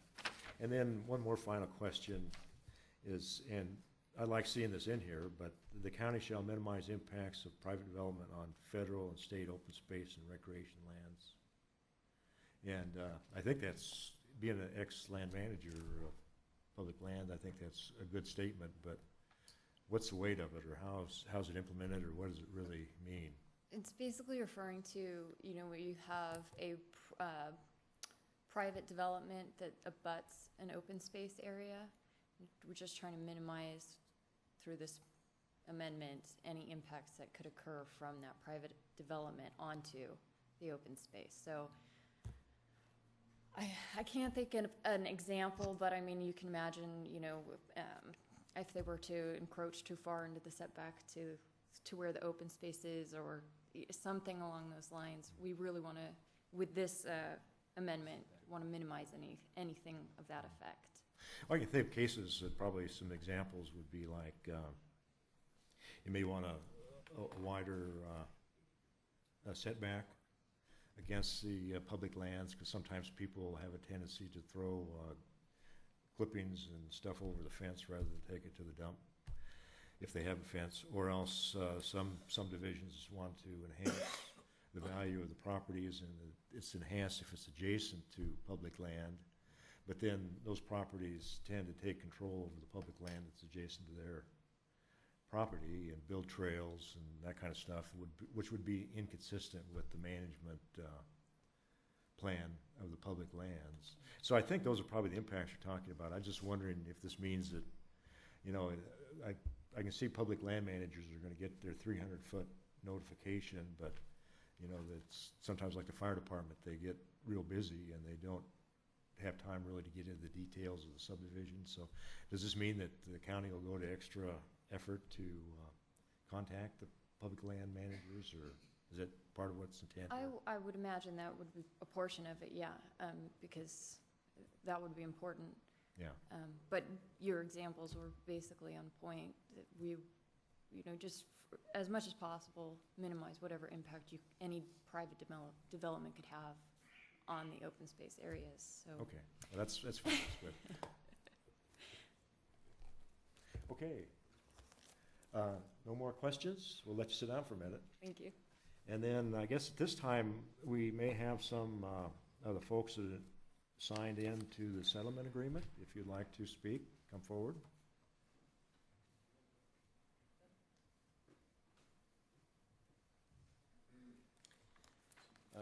I'm Michael Garabedian, President of Friends of the North Fork. We have nothing but praise for the significant and cooperative efforts we made with the county, week after week after week, to work out this language. There's no question that Friends of the North Fork, and Friends of the North Fork focused on the North Fork and Middle Fork Canyon resource issues, the view shed and that kind of thing.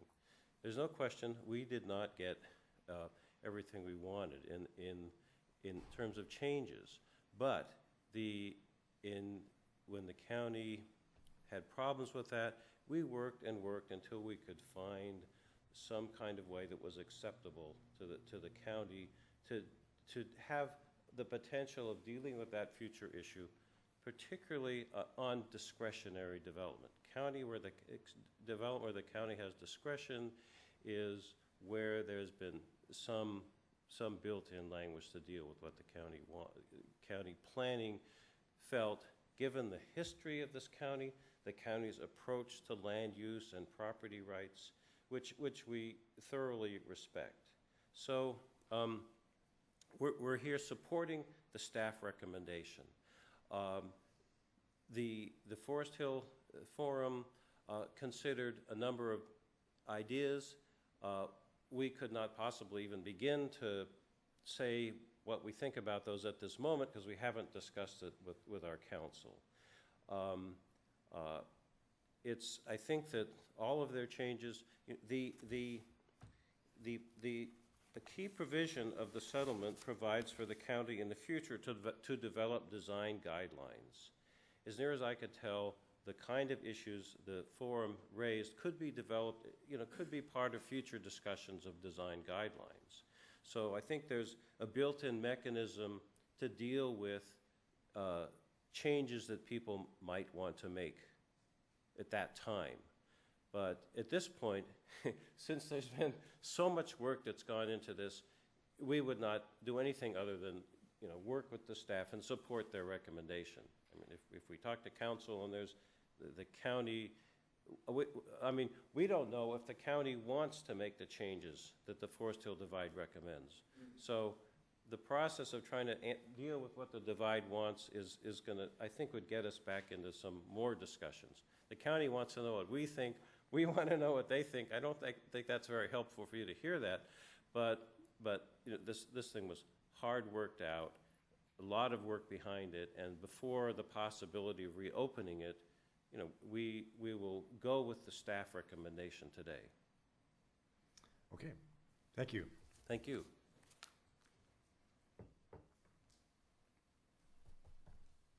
Good morning. Yeah, still. My name is Sherry Wicks. I'm with Forest Hill Residents for Responsible Growth, FROG, and this has been quite a learning experience, working on this for 7 or 8 years, and working with the county and having lots of discussions with the county. And I do want to praise the county. They've worked very hard. We've had a few hiccups, but got through it all, and they did a great job. I tend to agree with Michael. I do sometimes make knee-jerk comments that I probably should understand the consequences of those comments, but Michael put it very nicely.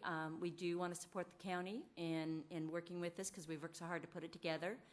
And before we make any statements and about anything, we do want to double check and make sure that everybody's on the same page. So we do support what the county is doing, their recommendation, and we want to thank the county for all the hard work they did.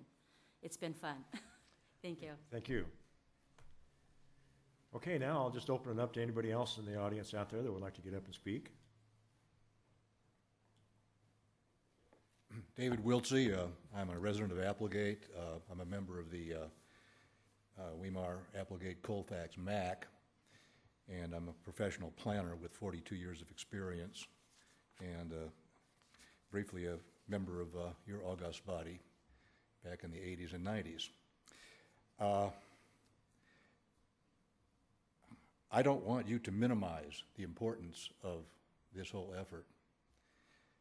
I personally am appalled by the entire process. I'm appalled because you spent the better part of a decade working on the Forest Hill Plan. including following the proper procedures for the plan, development, the public hearings, the environmental work, and all. You adopted the plan, and the plan was adopted by the Board of Supervisors. It was a lot of hard work. It was a long, agonizing process, and it had a lot of public input, and it cost a lot of money.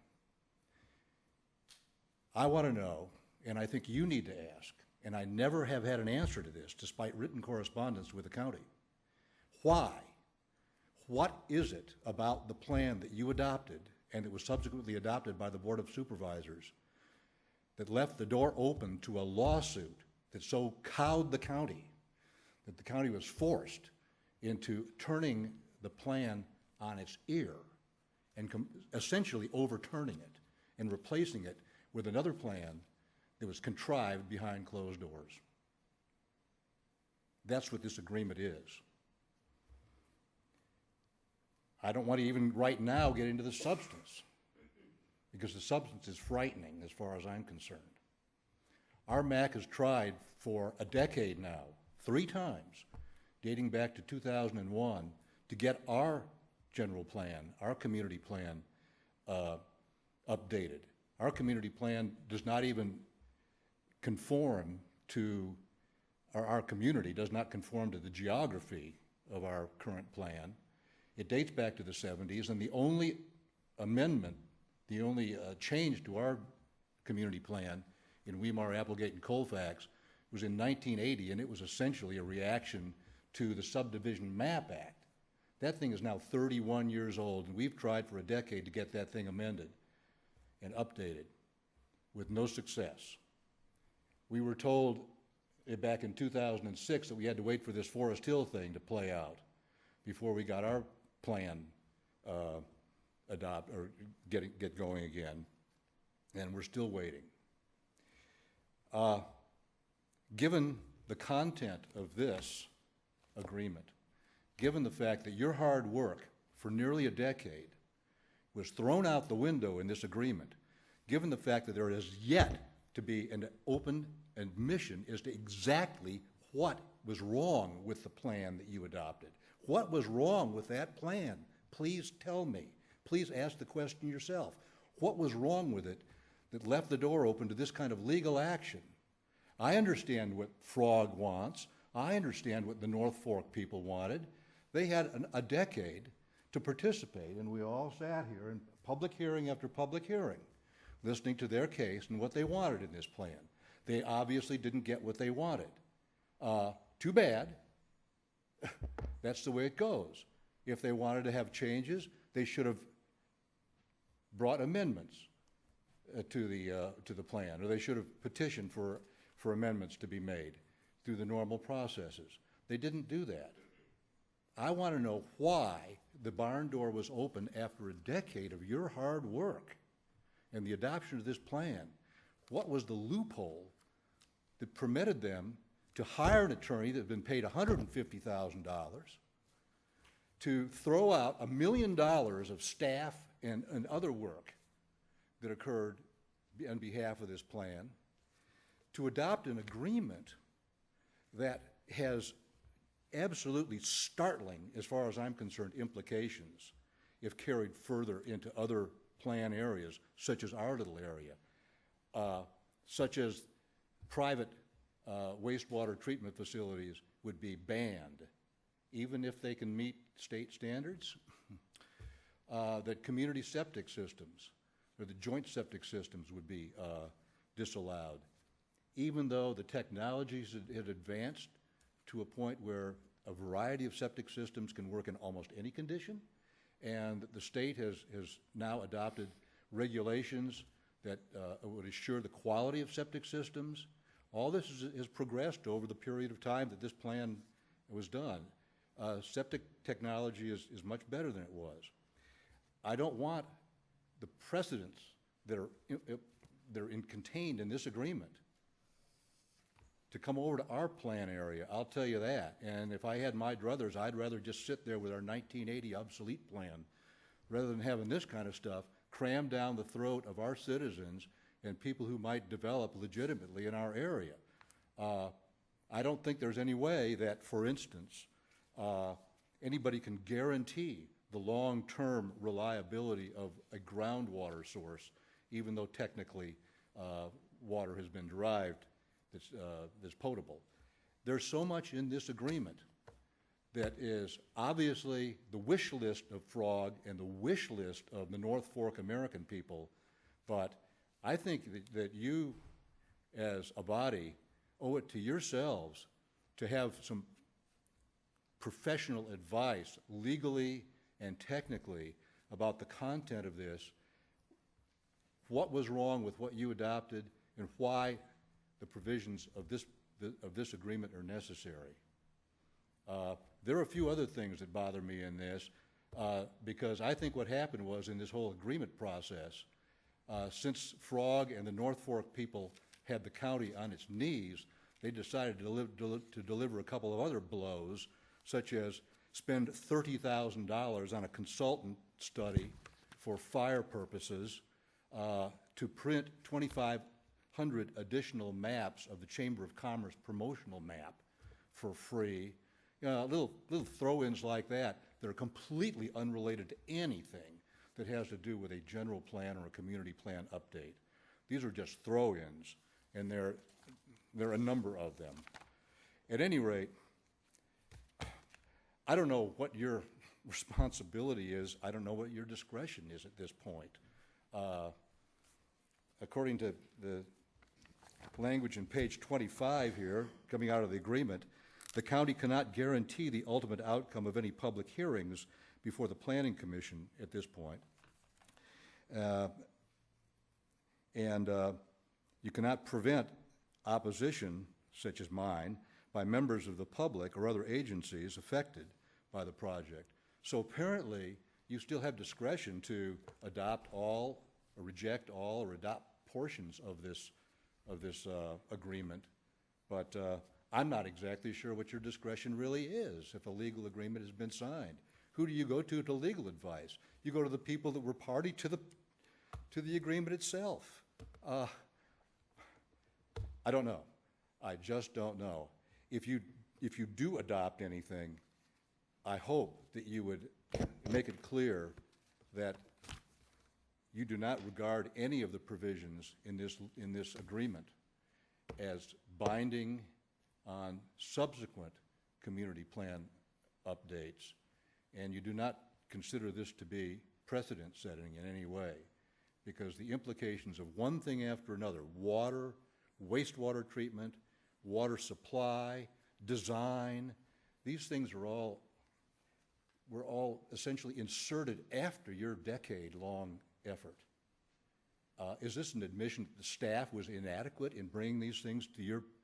The staff had 8 years, 10 years to bring this stuff to your attention and failed to do so, and it took an outside lawsuit to bring it to your attention?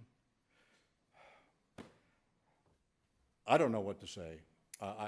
I'm just appalled by the whole thing. It so upsets the apple cart of legitimate planning processes that I think to adopt it would be an acknowledgement of the failure of the planning process that you've had before you, the failure of staff to properly advise you over a 10-year period as this plan was being adopted, your failure to do due diligence as a planning commission.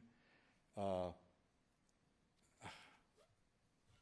don't know what to say further than that. And I would urge you not to adopt it, but if you do adopt it, please do it with a proviso that this is not precedent-setting and binding on others. Thank you very much. Okay, thank you. Is there anybody else? Okay, come forward. Give us your name. Yes, thank you. My name is Dwayne Prink. I live at 2467 Granite Chief Place in Forest Hill. And by typical resident standards of the community, I'm a newcomer. I've only been there about 8 years. Notwithstanding that I used to work there in the logging industry when there was a logging industry and haul the gravel to the elementary school. I came here today initially with an interest to see how this interesting change to the Forest Hill Divide Community Plan Amendment was going to be addressed. And secondly, I've made an adjustment.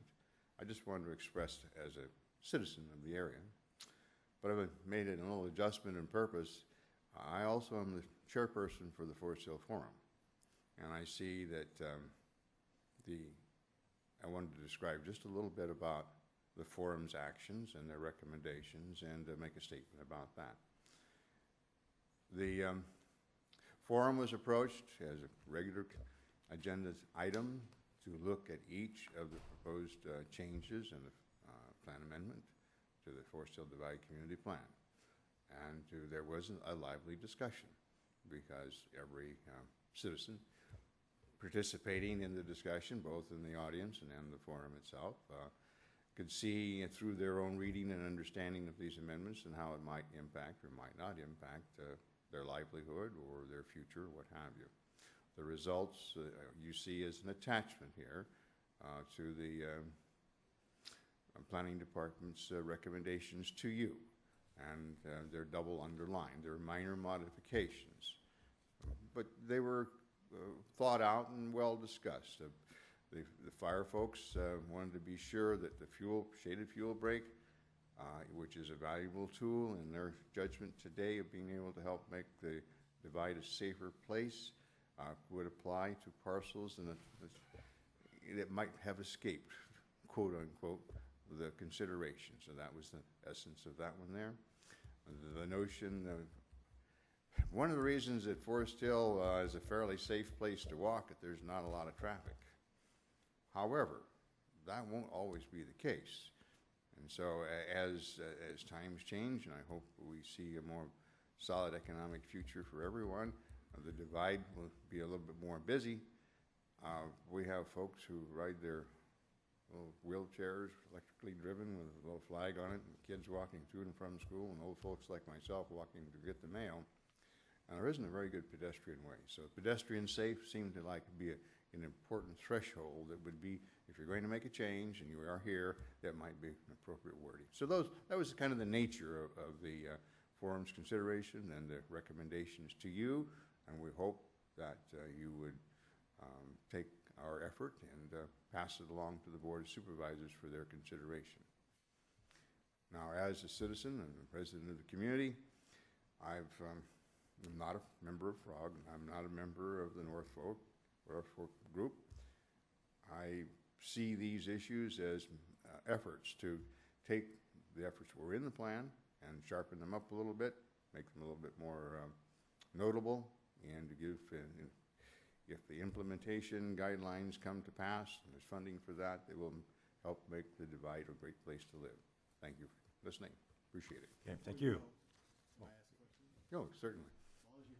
All right. Do you have a copy of the staff report with you, or? Because I have questions about some of the recommendations that you made. Sure, I'll try. I'm looking at the one on 3D 13-17. These are the recommendations that the forum made? Yes. And this would be the attachment E? Yeah, it's on page 47, handwritten in the lower right-hand corner. Okay. And what I'm looking at here is the double underlined right at the top of the page. You wanted to include projects of fewer than 10 dwelling units in this fire safe recommendation. I understand that part. Okay.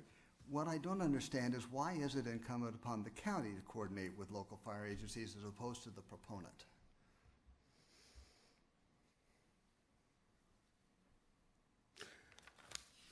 Well, let's see. I really can't give you a straight answer on that. We have a county fire sometimes up there in the area. We have a Forest Hill Fire Department. In the planning process, I think that's where the discussion was focused. It would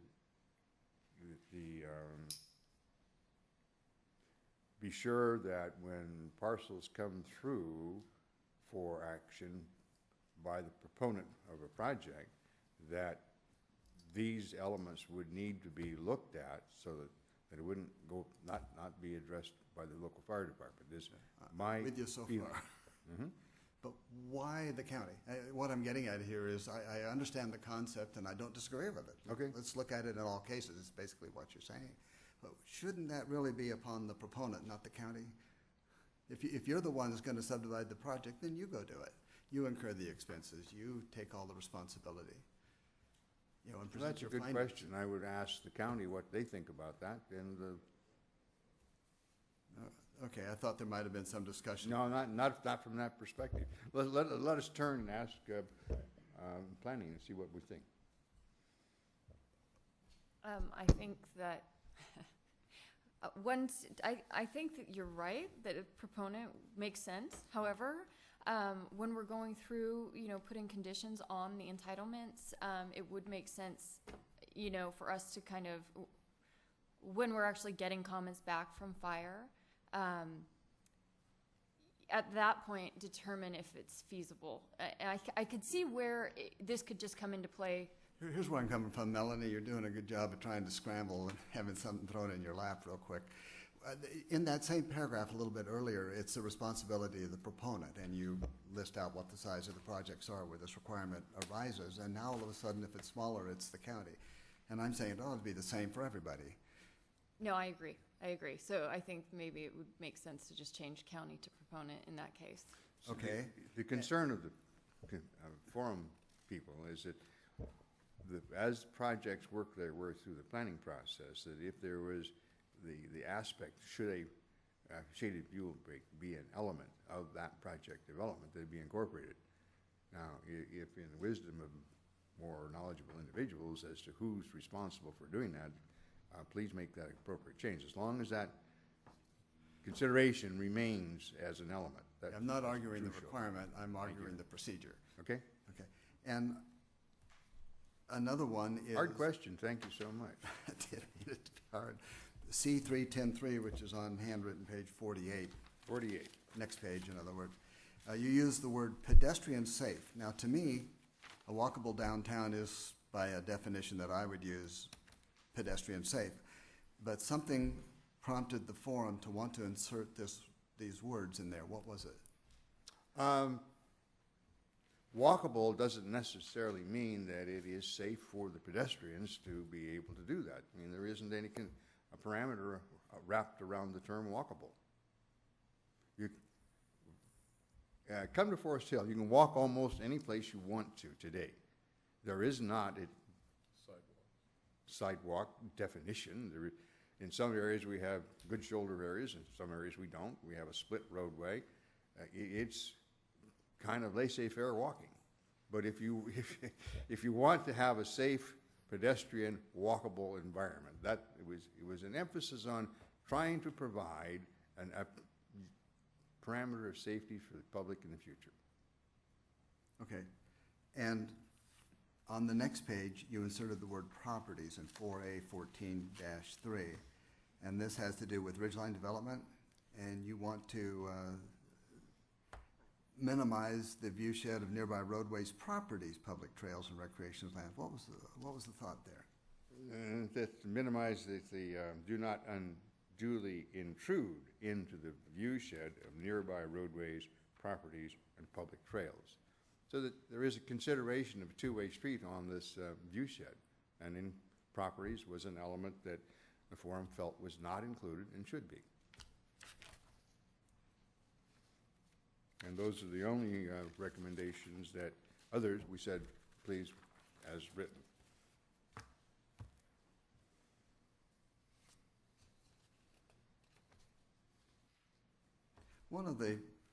Was there anything else I can help you with? Yeah, one of the matters that we heard in here a number of years ago had to do with the development of one of the ridgeline properties up that way.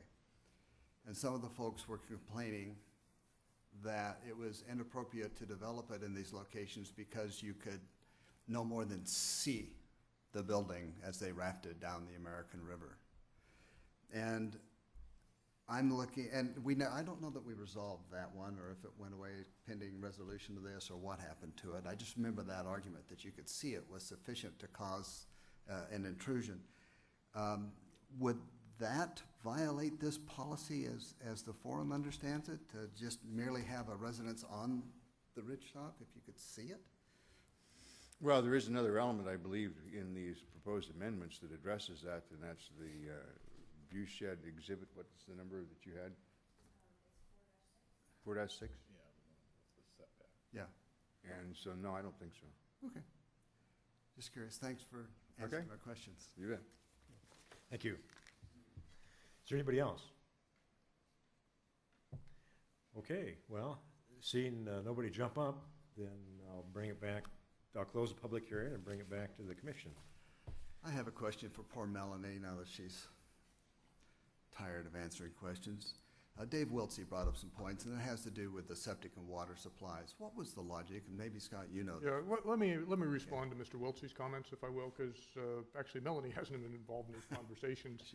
The development of this language, the lawsuit, you know, the angst and the anger that prompted all this stuff. So, and I have, and let me try and give some context here in this. The first thing I do want to point out and make sure that it's clear to the commission, and has been clear to the Board of Supervisors and throughout this, is that in any lawsuit, there are allegations made, and the simple fact there are allegations made doesn't mean that they are true.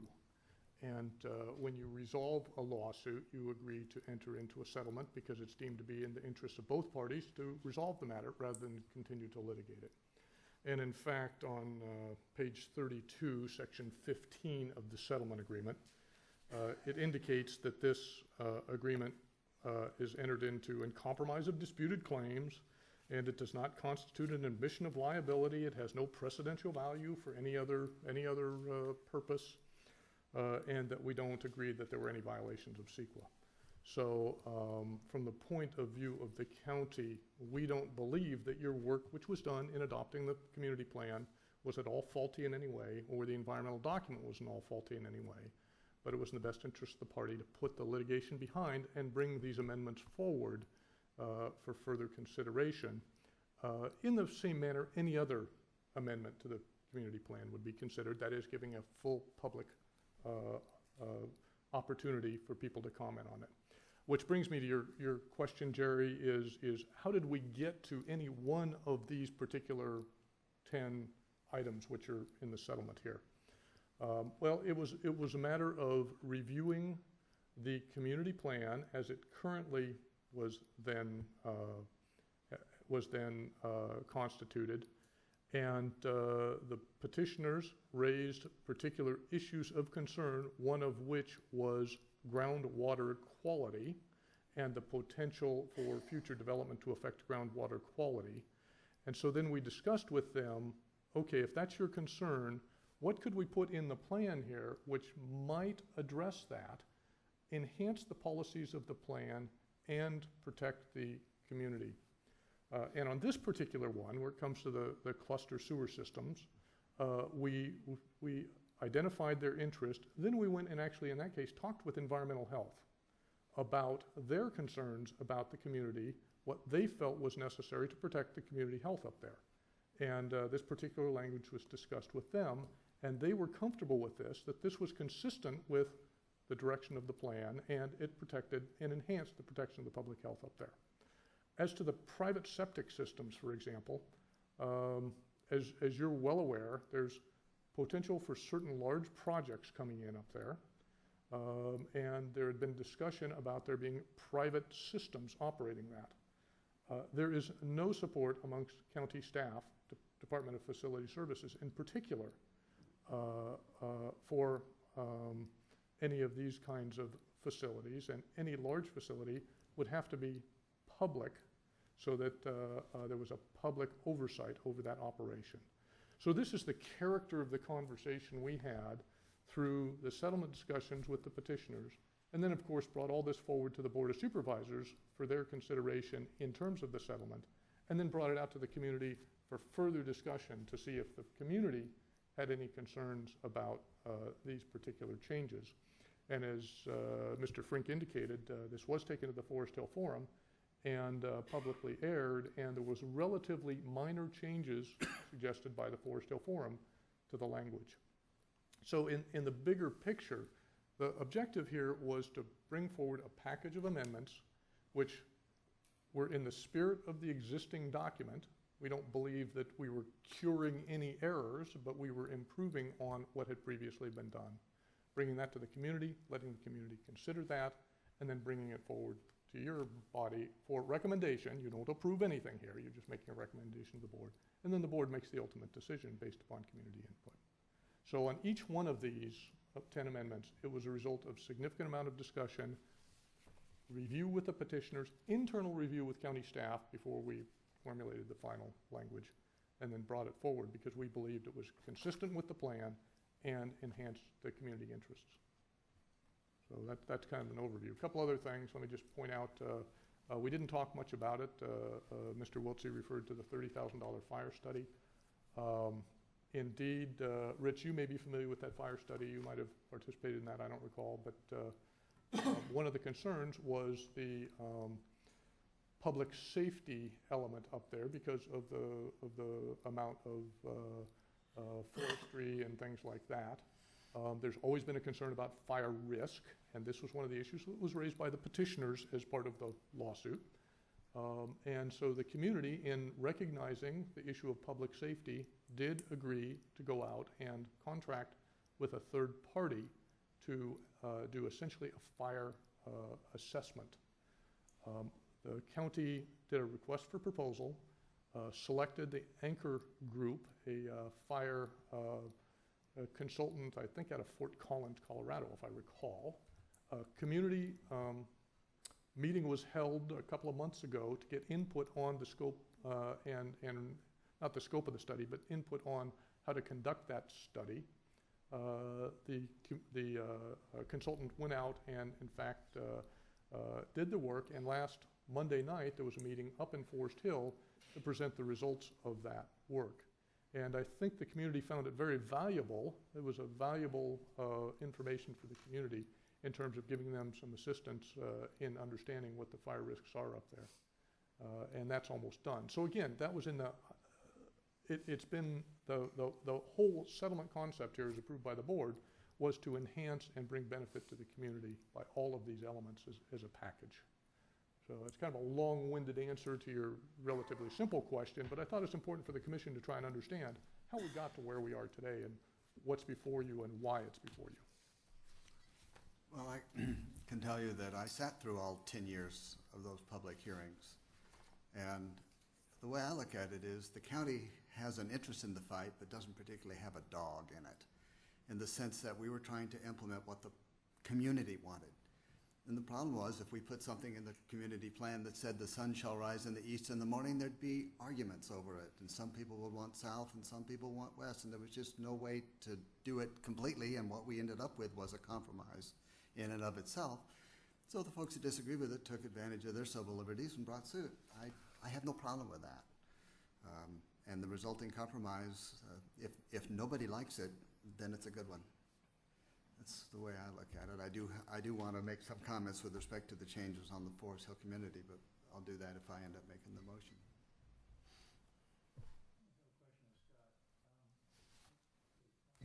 There it goes. In your opinion, there's been some discussion about that this throughout the other plan that was adopted by supervisors. Now we're implementing kind of a new plan with these changes. What part of the plan percentage-wise did it change, really? Because I have not had the opportunity to read the whole plan in detail. I have skimmed read it, but to me it didn't seem, in the number of pages anyway, it doesn't seem like it changes the majority of the plan. You're absolutely right. Let me point out that there are 10 amendments, most of which are a paragraph or two in nature, and this is the full plan. So I think it is very safe to say that these did not change any of the fundamental characters or principles in the plan, but it simply enhanced what was in there and built upon the policies which were already in there. The plan is several hundred pages probably all told, and you're talking less than a dozen modifications. Okay, thank you. Just kind of I guess an operational or procedural type question. If like with regards to the shared septic system, if the county doesn't support that anywhere, why then isn't there a county ordinance that prohibits that anywhere as opposed to throwing this kind of language in individual community plans? If we're gonna fix this, can we fix it for good? Well, remember, we were settling a lawsuit over the Forest Hill Divide Community Plan.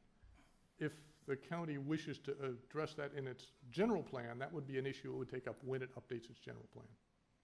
So maybe it's a good idea, maybe it isn't, but Yeah. this is simply settling the Forest Hill issue. Say I look at the same thing with the shaded fuel breaks. If it's a worthy cause for new development, it's equally as worthy for existing residents and should be something that's covered in a community-wide ordinance as opposed to something thrown on just new development. And Well, we weren't going to open up the general plan to modification to settle the community plan, but those elements may be of merit when the general plan is updated.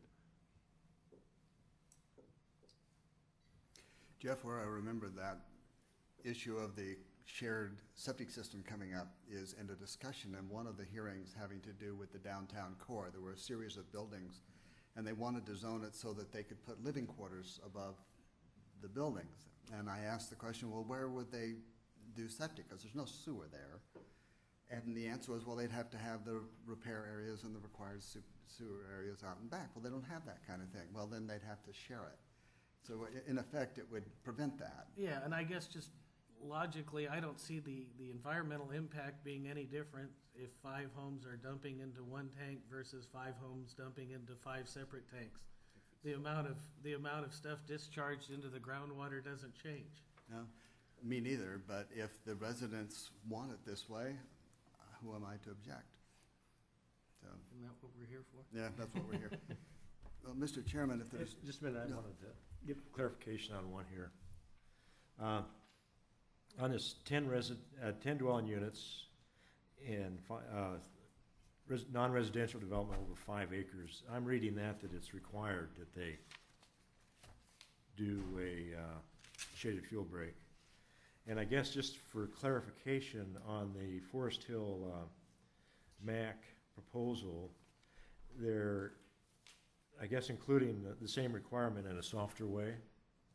So it doesn't require necessarily, but they would be required to get advice. No, I think what is in the new proposal is that for any project which was over 10 dwelling units or larger than 5 acres, this is a requirement. So in other words,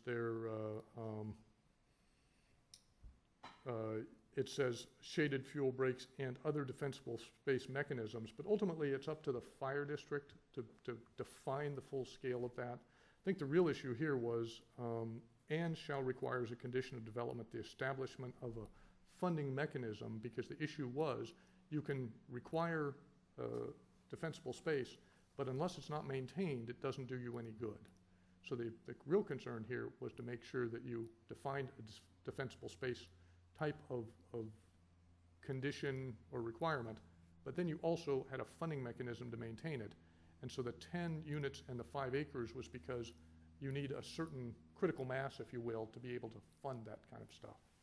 And I think what the forum has said is, well, that's a good idea. Maybe you should think about it also for less than 10 units. And that's what they added, is the less than 10 units. So I guess what I'm kind of struggling with is the weight of the Forest Hill proposal, MAC proposal. Does it just make that paragraph apply to everybody, or? In essence, yes. No, I disagree. One is mandatory, one is permissive. Less than 10 acres, what the Forest Hill Forum added on was, the way I'm going to propose to change it is that the proponent shall coordinate with the local fire agencies. That's different than doing it. Yeah, that's a clarification I was looking for. Okay. Yeah, I was going to leave that language in place, but just substitute who has to coordinate. Okay. Yeah, it was a little bit unclear to me, so I wanted to know what the interpretation of that would be. Well, I can't speak for the forum, but it says the county shall coordinate. So there's a shall in there, which indicated to me that they want the county to review that issue for anything for 10 or less. Yeah, and what I'm saying is, let's put that burden on the proponent, and then we get into the definition of coordinate. you know, that, if I coordinate with you and I disagree, it doesn't mean I have to do it, but I coordinated. Along with encourage and promote. Oh, there you go, man. Yes. That was my reading of it. It was somewhat permissive. That was reading. You shall do it, but you don't have to do what they recommend. Okay, were you gonna make a motion of some kind? Mr. Chairman, I would move that the Planning Commission recommend to the Board of Supervisors approval of the amendment to the Forest Hill Divide Community Plan as set forth in our staff report, and we recommend supporting the adoption of the addendum to the Forest Hill Divide Community Plan, EIR, based upon the CEQA findings and general plan amendment findings that are in our staff report. In addition, I recommend that we adopt the recommendations of the Forest Hill Forum with the change to that proposed for condition 3D13-17 to say that the proponent, not the county, shall coordinate with the local fire agencies and so forth. That's it. Did you want to add anything with what Mr. Wiltsey said? Did you want to add anything, you know, to the effect that what we're doing today, you know, is not in any way? No, I don't. I've known Dave for a long time, and I respect his opinion, and I understand why he doesn't want this to have presidential value. But I think that the settlement agreement itself says that this is not necessary precedent setting, as Scott pointed out to us in the discussion phase, and that will cover the concerns that he raised. Okay? Okay, as long as you're the attorney in the group. No, Scott's the attorney. I'm just a commission member. So do we have a second? I'll second. Okay, is there any more discussion on this topic? Okay, I'm getting a sense that we can, we'll go ahead and call for the motion. All in favor? Aye. Opposed? Okay, motion carries. Okay, thank you, folks. Next up, Board of Supervisors.